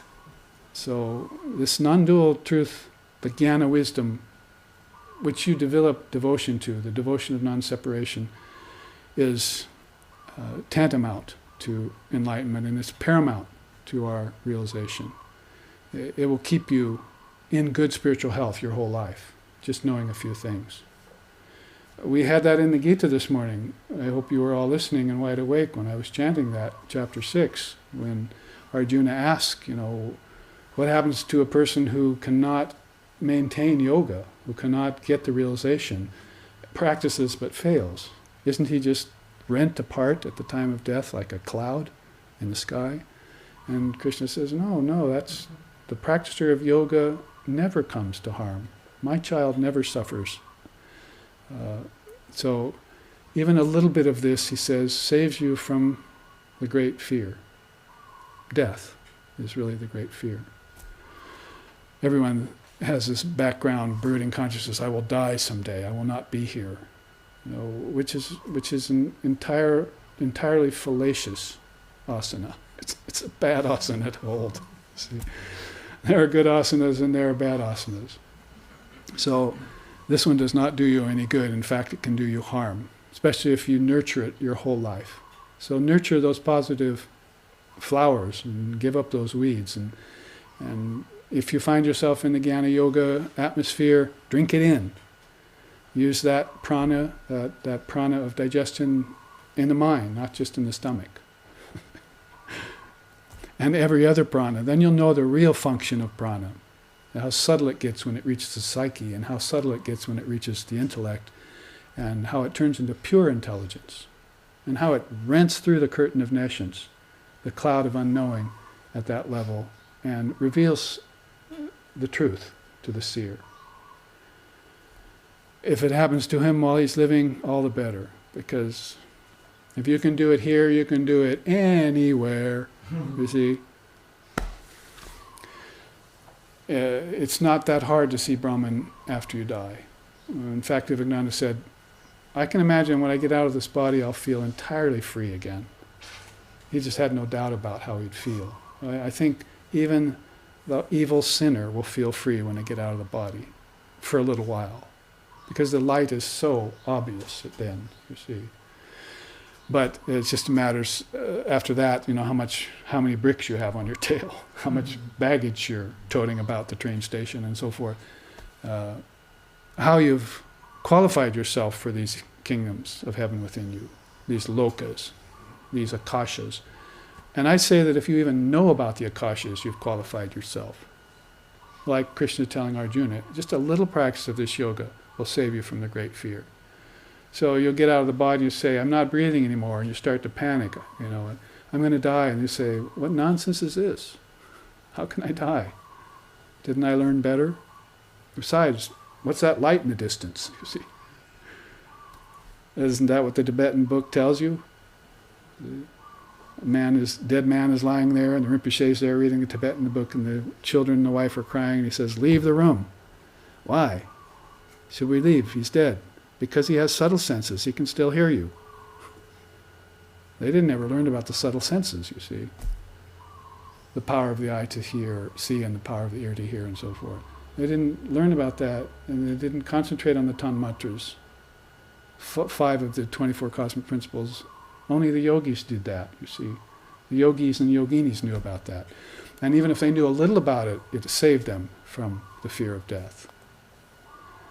All you need is that little edge. See? It's the same in any race, right? You kind of need an edge, and if you have that edge, you're psychologically sound and you'll win. So it's the same in spiritual life. The only thing about in spiritual life you have to remember is you're not going anywhere. You're eternally set in one place, like Shiva. And the whole thing, as Vivekananda said, to quote him again on his birthday, all movement is nonsense. This idea of coming and going is all mere nonsense. Where would the soul go when all space is in the soul? At what time will the soul leave the body when all time is in the soul? See how beautifully he puts it? This is the harbinger of truth in this day and age. Vivekananda is it. He's the authentic one. I stand fully behind him with 5 million other people now, and with a whole host of swamis and brahmacharyas, the like that we haven't seen since Shankara's time in 700 AD. How did Vivekananda convince so many young men to give their life to God? We've never seen that happen. The greatest phenomenon in religion is Buddhism and how it spread, no doubt, without lifting a finger, what to speak of a sword. The greatest phenomena in humankind is Vivekananda convincing thousands of men to give up their life for the service of God and mankind. So, read his complete works. He never wrote a book. These are living books, people. He had stenographers there when he arrived. They took down everything he said, and it was all then put into these living books. Didn't sit down and say, how am I going to write this out, you see? How am I going to explain this? These were taken right from the horse's mouth. And this was the great divine horse. They came out of the churning of the ocean of nectar by the gods and the asuras. So this is the primal soul. This is the, according to Ramakrishna, the Saptarishi of this realm. You know what I mean by Saptarishi? Have you heard the song? Saptarishi means, Sapta is 7, Rishi means seer of truth. There are 7 realms, and there are 7 seers of truth that preside over those realms. One of them is called Brahmaloka, the highest, and according to Ramakrishna, that's where he got Vivekananda, from the Brahmaloka, sometimes called Satyaloka. There's another song that sings, from the ocean of unmanifested consciousness, a form congealed, like a form made like trying to congeal a million suns in a mold. Out of that form, a little baby was made, and that baby sat at the side of a great seer who sat for 700 years at a time in meditation, and woke him up from samadhi and said, "Will you come down to earth with me? The arc of the world is sinking in lust and greed. We must go down there." And then 2 beams of light shot down into Bengal, to Calcutta. And Rani Rasmani was there to build the Kali temple soon. Sharadamani, the Divine Mother incarnate, was about to be born in a village. So many things were happening around that time. The English were, beginning to make their insidious presence in India and turn people's mind away from the Vedic lore and towards materialism. Great souls like Aurobindo and Gandhi were going to be born to help stem that tide. So many things were happening at that time. But out of that song comes this song about Saptarishis, which is beautiful. Shri Ram Krishna ek din janamagana huite janameve pehchani narendra konate. And then that verse about the Saptarishis. Saptarishi mandalike jnana yogi rishiva. Saptarishi mandalike jnana yogi rishiva. Brahma sukha chodakara svayam hi aite. Brahma sukha chodakara svayam hi aite. Shri Rama Krishna ekadin janamogana huite janameve pehchani narendra konate. Beautiful sentiments he says about the Saptarishi, identical with the avataric play of Sri Ramachandra and Hanuman and Sri Krishna and Arjuna. Similarly, in this age we find Ramakrishna and Vivekananda, that one who is born of the realm of the 7 wisdom rishis, who came out of conditioned samadhi to benefit all living beings, basically an English translation. So when you talk about these highest beings that inhabit these worlds, they're keeping a very subtle body. It's called a causal body. And when they pass from the body, if you think of it in terms of nadis, they're going along these passageways inward to these kingdoms of heaven within. Or if you think of it in terms of akashas, then they are moving along lotuses, vortexes of spiritual energy. We can't think of Kundalini anymore as being lotuses that are in the human spine. We have to think of them in terms of subtle body, subtle spine, causal body, causal spine. The human being just being a template for these marvelous truths inside. These kingdoms of heaven which are thrilling to behold. It caused beings like Sri Aurobindo to write Savitri, this great epic describing the inner worlds. And, it's like Vivekananda told his brother monk, he says, what Ramakrishna told us, it's all true. I see it here.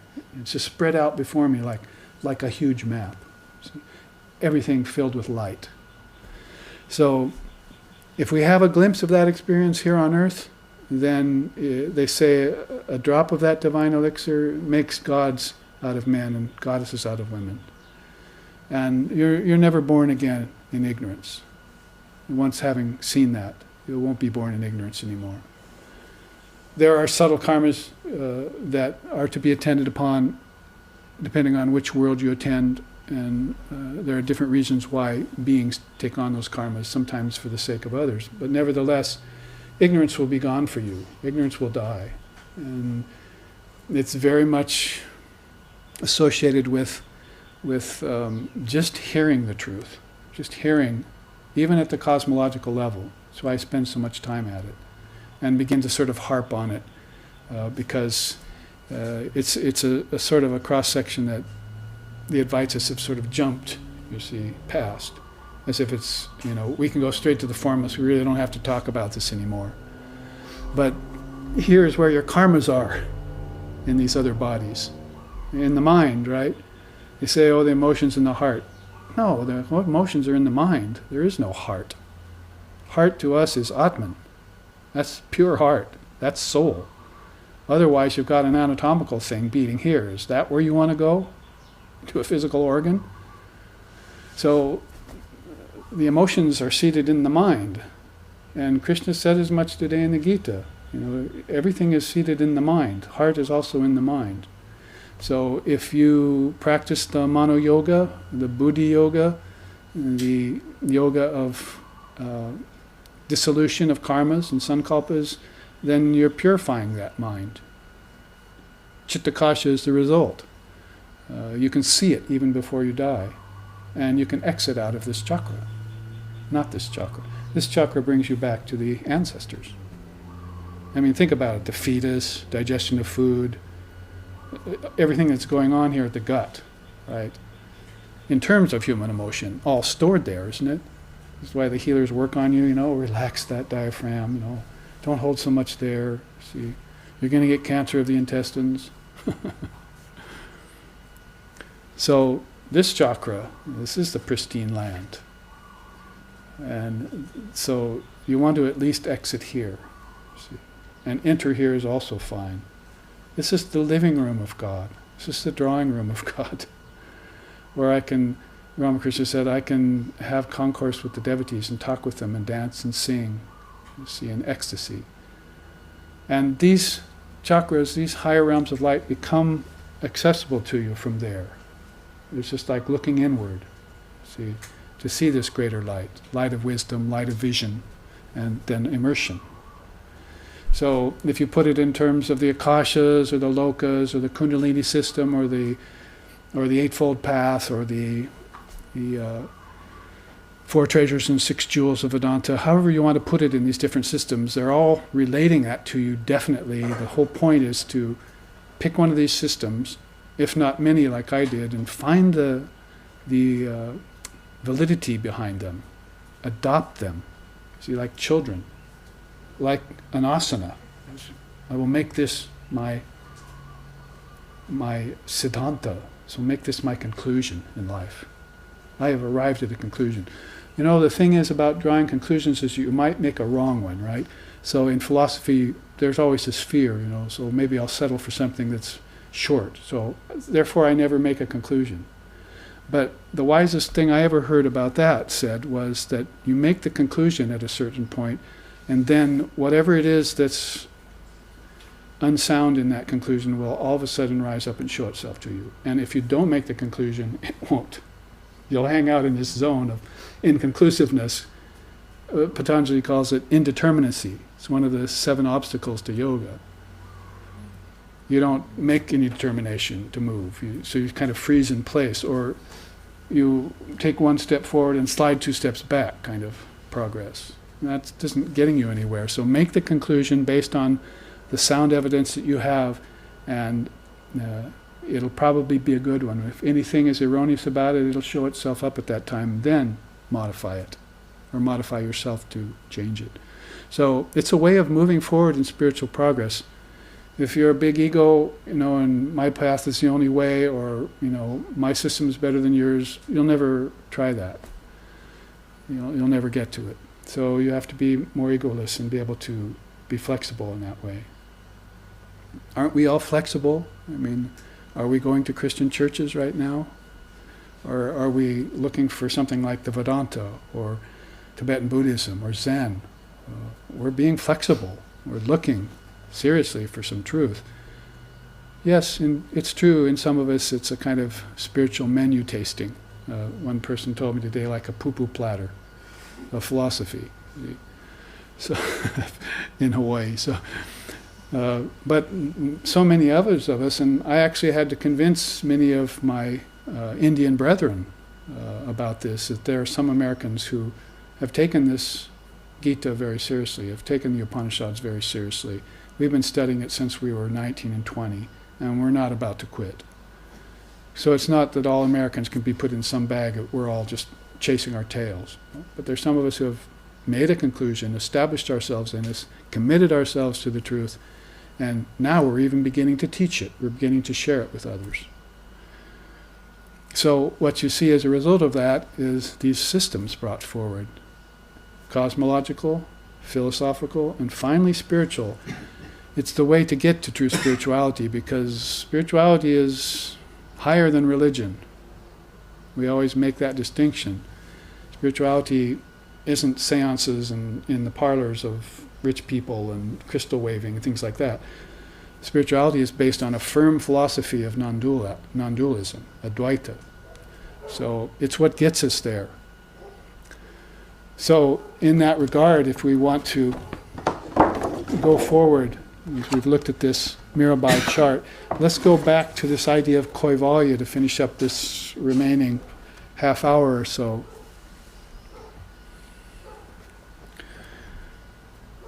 Because Father of Yoga is a good authority on the devotion of non-separation.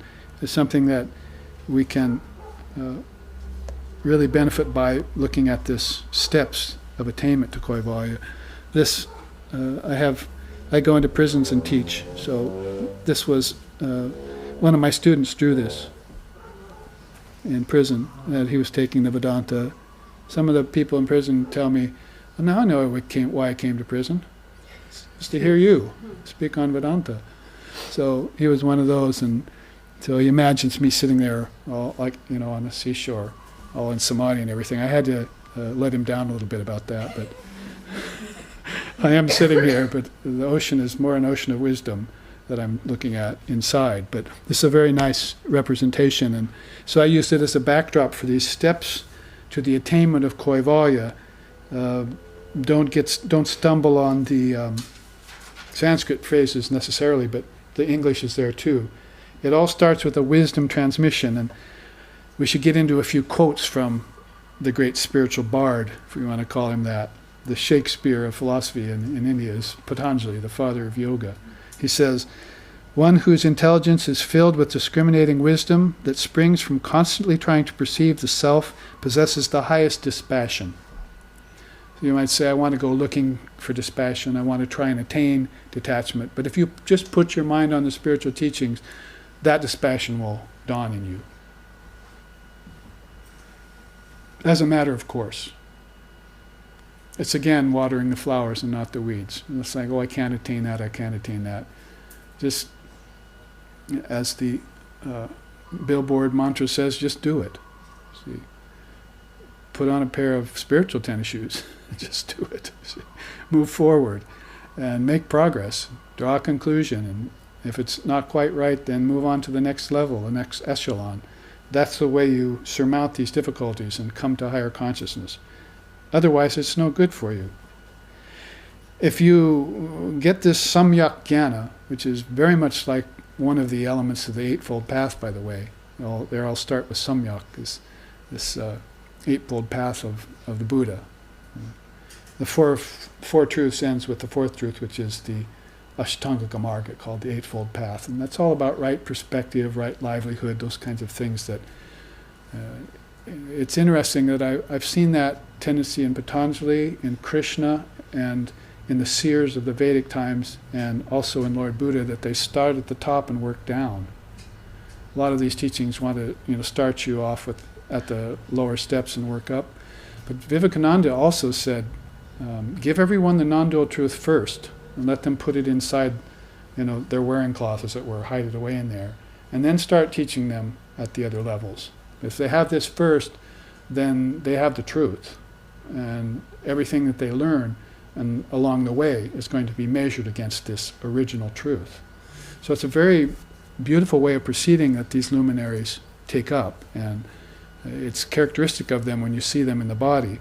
So in this case, you can see what I'm leading for. Basically, this in the Eightfold Noble Path, that's the fourth limb, and then you get to the eight paths, and now he's talking about practical things. So he's come down to the very practical things at the end of his teaching.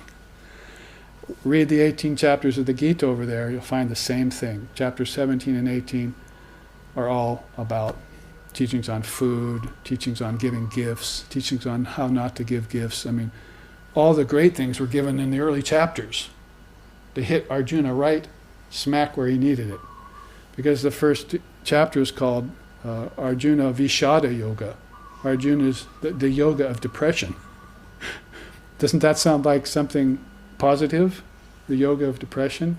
I mean, you look at depression as some black hole that you can't get out of. But what if you called it a yoga? It's something I need to go through. I mean, what's the problem anyway, Arjuna? You have to go kill your relatives. You know, that's the problem with him. He has to go across and kill his teacher and kill his relatives. So he becomes weak, drops his sword, and that's it. He's not going to move. He's lethargy, tamas has got him. He's worthless. So Krishna in the right away has to tell him, you can't kill them, they were never born. Duh, you see. All of a sudden, his depression is beginning to go away, you see. This is the highest truth. The real always exists, the unreal never is. You're thinking of them as bodies. This is the adharmic army. Go and kill them, slay them. Otherwise, the world experiences a dark age for another age, another set of centuries. So, Krishna is no slouch in the warrior department, nor is he one in the department of an illumined soul. He knows the birthless, deathless nature of reality. And reality is all there is to him. All of this is a play. You hear that teaching, but who can adopt it, you know, and really live it or believe in it? It's always sort of lip service playing across the mouths and tongues of people, you see. But to actually really live it is fearlessness. It becomes your credo, becomes your asana, becomes your conclusion, and you live by it. There's no compromise after that. Vivekananda used to say, when people would tell him their problems, he'd say, oh, well, you know, you're going to have to compromise. And they'd say, well, I thought you said compromise is never a good thing. He said, no, I said compromise is never a good thing with the truth. In the world, you're going to have to. You'll have to compromise with the world to get where you want to go. Sometimes you have to. So, but never compromise the truth. So this is what Arjuna is being manned with. It's what he's being armed with. To the teeth, they say, you know, because all the old pirates had swords and scabbards and knives and everything, but they also had a knife in their teeth as they swung over to the next ship. See? Armed to the teeth is how they said it. So you must be armed to the teeth with all of these weapons that will destroy ignorance. And if you are, then there's no fear for you, and there's no failing. So anyway, the idea of starting at a very high level and working down is lots of times the way they go about things. If you get this wisdom transmission, and remember, Vivekananda put it very nicely, you'll never get transmission or spirituality from book. You'll never get it from a temple. You'll have to get it from another soul. Rule of thumb. You have a guru, you get it from the guru, that's it. If you're an enlightened soul, when you're born, you go find a guru. They all did. Few exceptions you can note. Ramana Maharshi. See. So, but if you looked at his past lifetimes, I'm sure you'd see him trotting off to the first guru he can, because when you get here, to the web of Maya, to the curtain of nescience, to the darkness, anyone can fall. Anyone can get misled. Anyone can get confused. They say there's confusion here. Imagine arriving at the third eye and being confused. They say that's the poison at this center, is disorientation. You're used to lower climbs, you see, which are very beautiful. But if we arrive here, there's a danger of disorientation. Oh, all of a sudden I'm a formless entity. Where am I? Where's my head? I was listening to one of our Swami brothers, Swami Yogananda, Mahayogananda, give a talk on the Advaita Ashrama website the other day. And he's an American, and there he is, his lecture's right there. Beautiful. And he was saying about how when Swamiji had his first experience, he came out of that high samadhi that Ramakrishna had sort of graced him with, and he couldn't find his body. First he couldn't find his head, then he couldn't find his body. And he started crying out, "Where's my body go? Where's my head?"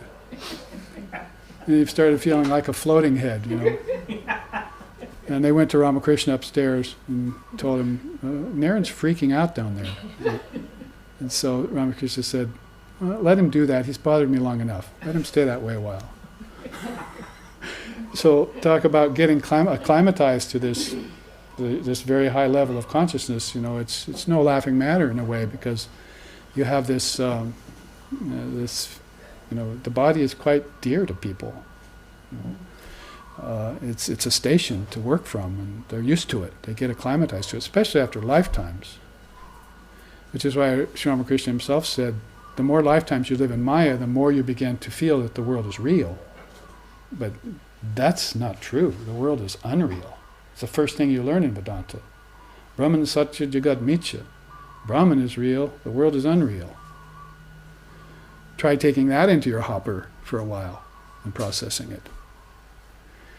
It's like the Buddhist schools telling you it's all empty. How do I deal with this? Especially if I'm a Westerner raised in sensory perception and materialism and so forth. How do I deal with this? How do I process this? So you process it through khyati, and that's the next idea. You get discernment and clarity. He says, this is the father of yoga again, so we listen to him. The highest type of dispassion is clarity of knowledge. Dispassion is knowledge. Knowledge is dispassion, and it's the highest type. It's called prasad. Does it echo back, hearken you back to the prana of digestion? Isn't that food? Now he's saying that khyati is food. It's prasad. We usually think of prasad as physical food you eat. But now he's telling us that prasad is actually the food of wisdom that's nourishing you. And it's nourishing you at a very high level of consciousness now. You cut that lifeline earlier by just nourishing the body and thinking you were just a body. And you cut the lifeline to this nourishment that you can get through the scriptures, through the guru, and through your own spiritual practice. And that's like cutting a nadi. See, if you cut the main artery, the limb just falls, atrophied, right? The same with in a spiritual sense at any level. If you cut some of these main nadis, then you can't get back. So come down on your own and leave your body alone. Somebody has to change. Something has to change here. Usually, you're cutting these nadis, and you can't get back to where you belong. Get back to where you once belonged. You'll laugh about these things later when you remember them. So, it's called prasada. When it arises, khyati rises with it. And the yogi eliminates suffering, attains all, and snaps the chain of rebirth. Okay, we can stop right there. See? Forget asampragyata samadhi. That's the death of ignorance right there. Snap the chain of rebirth. O breaker of this world's chains, is the name of a song that Vivekananda wrote about Sri Ramakrishna, his guru. O snapper of this world's chains. So basically he's snapping this chain of lifetime. And if you look into the Buddhist teachings again, they're called the nidanas. And there are, I think, 9 or so of them, the nidanas. And they have to do with conditioning over 3 lifetimes. So you're building a web of 3 lifetime scenario, according to Buddhism, by these nidanas, these links. And if you can snap them, then you get past that and you get over this tendency of formulating lifetimes. Last Sunday, remember at class I was saying about how you create your body before you die. Your next body is already there waiting for you before you die from this one. That's a teaching I heard early on. It hasn't been expanded very much, but it's like the inchworm, casting about, finding it's a purchase hold. And then it can let go of this part, you see. It has a new body. So that casting about is being done while he's still in his other body. And he finds a connection with his next birth and lets go. Why do you think old people take so long to die? They're casting about for that next body. They're making sure that they've got a body there. This is not a good thing necessarily. See? Say, oh good, he got another body. Oh, that's not quite what I mean. Or let's examine what body he took, and what parents he took, and what land he's being born in, what gender it is, and so forth, and what kind of karma it's carrying with it. This is the inner knowledge, and this is the khyati, the discriminating wisdom that you get. Clarity is a good definition for the word khyati. Everyone likes clarity around everything. Precious word, and it gives Dharma Mega Samadhi. Dharma Mega means the rain cloud of virtues. You're going and running everywhere trying to look for being a better person and getting this quality and that quality, but all the time every quality was inside of you. And you probably experienced them over a chain of lifetime, you just never collected them all together into one rain cloud. See, you were content just to stick out the tongue and catch a snowflake once in a while, see, like a child. But you never gathered it together into one big snowstorm and said, this all's inside of me. Tempest in a teapot. So rain cloud of virtues is like that. It's all dharma, all the qualities are within you, and you realize it after you get clarity. And you don't go looking outside anymore. That's why they say in the songs of India, don't take one step outside your door today. Not one step. Realize everything is here inside of your own house. And all the, how does he put it? All the chastising experiences of everyday life and of spiritual life will be given to you right here in your own home. You need go nowhere. See? So that kind of idea of receiving, being on hand, you might say, for this great rain cloud of virtues when it falls. The quote is, when Rajas has been eliminated, the mind gets established in its own nature and perceives its distinction from sattva. So basically, Rajas is restlessness and sattva is balance. So you finally make that grade. No more slothfulness. You've probably gotten over that a long time ago. Now you get rid of Rajas, restlessness, and you come to sattva, right? You come to sattva, and that's your default zone. And that's a springboard, sattva, to samadhi. It's peace. And Holy Mother has said, you need peace first and foremost. Never lose your peace of mind. That's the one thing you need to get spirituality is peace. So never lose your peace of mind for anything. Wife, children, husband, friends, money, their loss. Never lose your peace of mind. Stand alone in that. Kevala asti. I am alone, and peace is my foundation. Shanti, shanti, shanti. I'm going to say it 3 times to cover the 3 worlds. The earth, the lower heavens and higher heavens, and the highest transcendent platform. If you want to take the 5 and put them into 3, they're called the 3 worlds. Or your gross body, your subtle body, and your causal body. It's all within you. Can't think of it again as some separate reality somewhere, and definitely not out in space. Vivekananda actually ran into people who thought that God was floating on a cloud and the devil was under the earth. He said, I can't believe these people are still in that kind of superstition. They've taken their scripture literally. It's supposed to be taken symbology. The revealed scriptures, that you can take literally. But the fundamentalist scriptures, you have to take that symbolically. Even Billy Graham learned that. It was in Time magazine, I read it. So it must be true if it's in Time magazine, right? There I was, what did you learn from all your evangelicalism? He was asked by this woman reporter that went to his house, his retiree house in West Virginia or wherever it was. You see, what did you learn from all your evangelicalism? Not to take the Bible too seriously. See? I was amazed.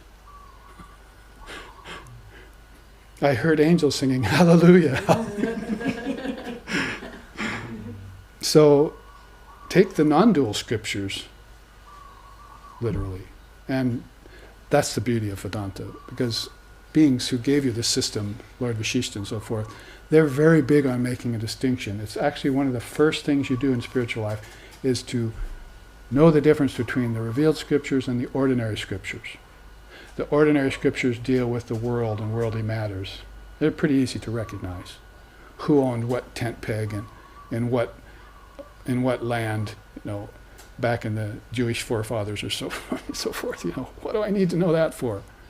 How it was passed down from family to family. And I need to know my identity with Brahman. I need to know my relationship with God with form, Ishvara. I need to know how to get to the Father, to the Son. Those things I need to know. And those are the real revealed scriptures will tell you without a doubt. So Dharma, be on hand for Dharma Mega Samadhi, the rain cloud of virtues. After you get clarity, after you receive the wisdom transmission, it's happening now. This is a wisdom transmission. I got it from my teacher and I'm passing it on, in case there's any doubt. So what happens after that? Mala Vinasha. Mala means imperfections, Vinasha means destruction. I will destroy all my subtle imperfections. Strange, isn't it, that this happens after you get clarity? Why? It doesn't. It's because it never happens before you get clarity, that's why. You actually find out what lurking imperfections are inside of you. And these are the little things you don't know about that are keeping you from making spiritual progress. Many people are having these experiences. Ramakrishna's main story about that was take a white piece of paper and hold it up to light. You see it, creamy white, hold it up to light, little black specks everywhere in it. So this is holding the mind to the light, to this kind of light of clarity and so forth. You have to have these high experiences that are God, before you can shed your human nature and take on your divine nature. Because Jiva is Shiva, the Tantras say. Jiva is Shiva. This apparently embodied soul is the Supreme Lord. And the teaching in Shaivism around Shiva is that these malas that you take on are not sins. They're not black marks in your soul. You take them on purpose and work them out in life so that every time you work one out, another curtain drops, and another curtain drops. And Shiva is constantly revealing himself to you this way, through the shedding of your imperfections, which are not your own. It's not like original sin kind of teaching that leaves you nowhere but hell. Eternal hell. Burn in the fires of eternal hell, you heathen. Does it sound like a seer talking? Or does, you're a birthless, deathless, eternal soul. You're originally perfect. Does that sound like a seer? So, talk about distinctions, make them. Now, the quote here is, luminosity is the self-nature of the sattvic buddhi. I think you can hear the influence of Lord Buddha on Patanjali here. He was supposedly earlier, 550 BC, and Patanjali was probably something like 100 AD. So he was very influenced by Buddhism, as Buddhism was very influenced by the earlier sages like Kapila and so forth. So you can see the line of succession. And then India never considered these different religions. They considered them all part of the fold. And ahimsa, nonviolence, was their premise. So when Attila the Hun came, and when the English came, and when Alexander the Great came, and when Napoleon came, India opened up and said, come on in. Resist not evil was their practice. And so it was no fun for the conqueror, you see. Pretty much left. A little brown man in a loincloth made them leave. About a century ago, you see. Oh, you will leave my country, he said to them. What do you mean? We're having fun here. Oh, you will leave my country. It's just a matter of time. I'm going to get my non-violent father after you, teach you a lesson. So luminosity is the self-nature of the sattvic buddhi. Sounds very Buddhist. Even has the word buddhi in it. With impurity removed from it, its flow is pure and proficient, unsubjugated by the presence of rajas and tamas. This is where the teaching in Vedanta of the difficulty of transcending the gunas is there. There's one direct disciple of Sri Ramakrishna Paramhamsa who named himself Swami Trigunatitananda. The bliss of transcending the three gunas, because if you can get beyond tamas, rajas, and sattva, then it's a very high state of consciousness. Because when people reach sattva, that's called a good life. I'm having fun here. I'm happy. I'm content. I'm peaceful. I can have bliss here. But according to Patanjali, bliss is the fourth barrier to realization. The first is, my students, ignorance of your true nature. The second, egoism. Restlessness. You're talking about the kleshas. And the third is attachment and aversion. And fourth is bliss, attachment to subtle bliss. So these are the things you have to watch for in the yogic path. But if you can remove that buddhi, that sattvic buddhi, get the buddhi, that's your intelligence, at a balanced level, then inspect it like paper against the light, and start removing all those subtle tendencies, then you can turn the sattvic buddhi, which is a good springboard, into a realized condition. You'll get samadhi. And that's coming. But first, there it is itself, guna vaitrishyam, dispassion towards the gunas. The quote is, freedom dawns when all craving for the gunas and the attributes of nature ends, based on realization of the spiritual self, called purusha. Sometimes use atman, sometimes use purusha. So notice desire, craving for the attributes of nature comes in. So he's setting you up for kaivalya. He's setting you up to get beyond nature. Then jnana prasada happens. Destruction of karmas and obstacles. When knowledge is at its purest, even the subtlest impediments like karmas from previous births get obliterated. This is the culmination of perfection and ushers in an end to even the thought of form. Sort of like what you're trying to do in your meditation, right? And get beyond form, get beyond thinking, get beyond vibration. Very hard to do. You can detach from objects sometimes, but the thought of objects still persists. And then you get beyond that and the ego is there. Aren't we having fun yet, as they say? In this inner march, it just gets better and better. It gets subtler and subtler. The obstacles get subtler and subtler. That's why the gunas are so difficult to surmount. But then comes asampragyata, the attainment of non-dual samadhi. The final quote here is, when all the vrittis are brought under control, vrittis are vibrations of the mind, and subjected to nirodha, it means dissolution, then sampragyata, the wisdom samadhi, occurs, followed by kaivalya and then the sampragyata. So you get the samadhi of form, that all form lies within you, all heavens are within you, and that puts you into bliss. And that bliss puts you into a state which is overwhelmed. When you get over that overwhelmed state, you begin to select pieces of your wisdom and check them out with your newfound realization. And you examine them, just like a scientist would in a laboratory. And each time you break open one of those newfound particles, they call them matras back then, of wisdom, more bliss comes out at you. More satisfaction, more contentment. So, are you going to look back on the world then? You're unwrapping the secrets of existence, which is your own essence.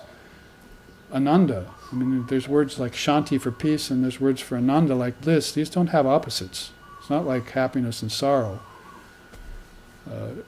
these are non-dual axioms. These are qualities that are sempiternal. It's a beautiful word, actually. Sempiternal means everlasting. So, Sampragyata first, and then Kaivalya. So he's saying here in this Jnana Prasada quote that when you get that wisdom samadhi in its form state, its state of form, and the bliss that comes from it, because it's called ananda, sananda, and the only other thing you have to transcend after that is sasmita, right? So you're going to these levels of samadhi. Patanjali is the purveyor and the presenter of samadhi. There's nobody who explains samadhi the way Patanjali did. And he has it all nicely segmented, and you can see by this kind of march of inner qualities how he explains it in his own experience. So you get to that level where sasmita is, that means the bliss of your ego, the bliss of being a separate self. Somehow you take a turn away from that and see another light. They say that Brahma, Vishnu, and Shiva do this at the end of their very, very long lifetime. That even the Trinity will say, will all of a sudden say, it's sort of like examining your own consciousness, right? Even Brahma, Vishnu, and Shiva will say, gosh, all this light that's passing through me is turning into worlds. It's turning into all these worlds, you see. And I'm creating, preserving, and destroying them in cycles. But I never question where that light's coming from. See? And they turn around and they look, and there's the ocean of Brahman. Resplendent. So the individual ego has to do that too, to get out of sasmita into a sampragyata samadhi, into seedless samadhi from the seeded samadhi. Seeded with everything from desires to karmas in a very subtle form. So it has to get over bliss, the bliss of its separate self. That's Kaivalya. It's separation from nature because that's where the ego is fastened on. If it doesn't have name and form, then it doesn't get that bliss. So this is a kind of justification if yoga needs it. I'm talking yoga, I'm talking authentic yoga. Raja Yoga, Patanjali Yoga, the Kingly Yoga, Ashtanga Yoga, those are names given to the real yoga. So this is a kind of justification, if it's needed, that yoga will use to explain to you the journey of the soul inward, past the kingdoms of heaven which are within, to this possibility of transcending all of nature. And nature at that point is called unmanifested prakriti. It's not manifested prakriti anymore. This is manifested prakriti. Thousands and millions of planets in space is manifested prakriti. Krishna says that's all 5 elements. And up there probably only 3. We haven't found air and water up there. There's a lot of fire and earth and ether, but we know that there are the existence of 5 elements. So that's pretty much the Bhutakasha and all its occupants. So in order to transcend that, then this inner journey, you see. And at one point you'll find the unmanifested prakriti, where all of this came from, is the word. Out of the causal state, Om, came all of this. In the beginning was the Word was with God, the Word was God. In the beginning was the Word means the first demiurge. The Word was with God means at first it seems like it's separate from God, and therefore it's a subtle vibration, a primal vibration, an unstruck sound, and because it vibrates all the time, all the worlds are born from it. But when the Word was God, that's where samadhi happened. The Word merged with God, and there was no more two-ness anymore. Therefore, no possibility for creation. In our tradition, God isn't a creator. We leave him sacrosanct. We leave him completely pure. We don't even call him a he, sorry.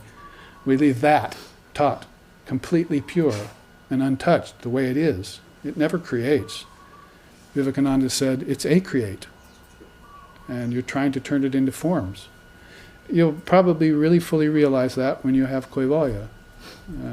And like I say, that's what Buddha got under the Bo tree, and Christ got under the wilderness, and Muhammad got on the mountain. Any great soul will have seen that within. Not just the kingdoms of heaven within, that's just the tip of the iceberg. But the unmanifested Prakriti that looks formless. It's your deep sleep state. It's basically how they describe it. The only way to really try and understand that is your deep sleep state. Where did I go? And what did I come out of when I came back? See, I just know I had a bunch of dreams. The dreams, unfortunately, that I had when I was just coming out of deep sleep were dreams of prophets, dreams of seers, dreams of men in beards telling me things, see.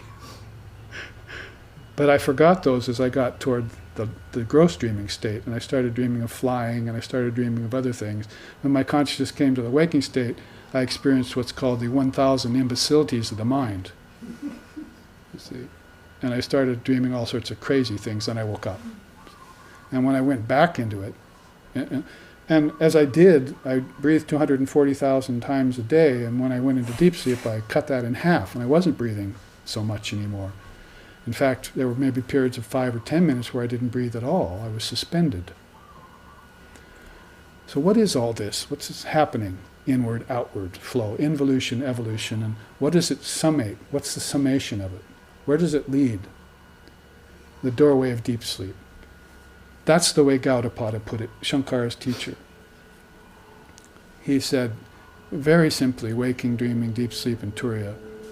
And it's one of the most wonderful ways. It happened 500 or 600 years after Patanjali crafted this beautiful Ashtanga Yoga system and gave it to us. It's his gift from a realized soul. So, devotion to non-separation, if you've heard this and not experienced love, then you don't understand it yet. You see, you can tell how much I love this, right? By the way, animated way I'm talking about it, and this, and any other teaching that comes along. You can't separate what you know from what you love. And eventually, Ramakrishna said, Brahmagyana, the highest wisdom, will meet Prema Bhakti, the most ecstatic love, and they'll be the same thing. It's just on the trajectory and the way up, you're going through stages. Like Vivekananda said, taking pictures of the moon on your way to the moon. You see, they all look different when you get them developed because you were at different angles. But it's the same moon.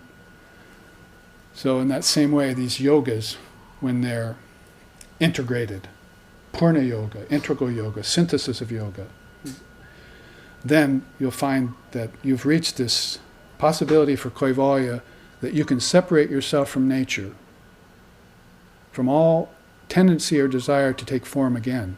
That's what they experienced. And they embraced it with open arms. I would say it's probably something that you couldn't avoid doing. It's like a moth going towards flames. Does it stop and consider, I'm going to burn up there? It just goes. So, we had more charts.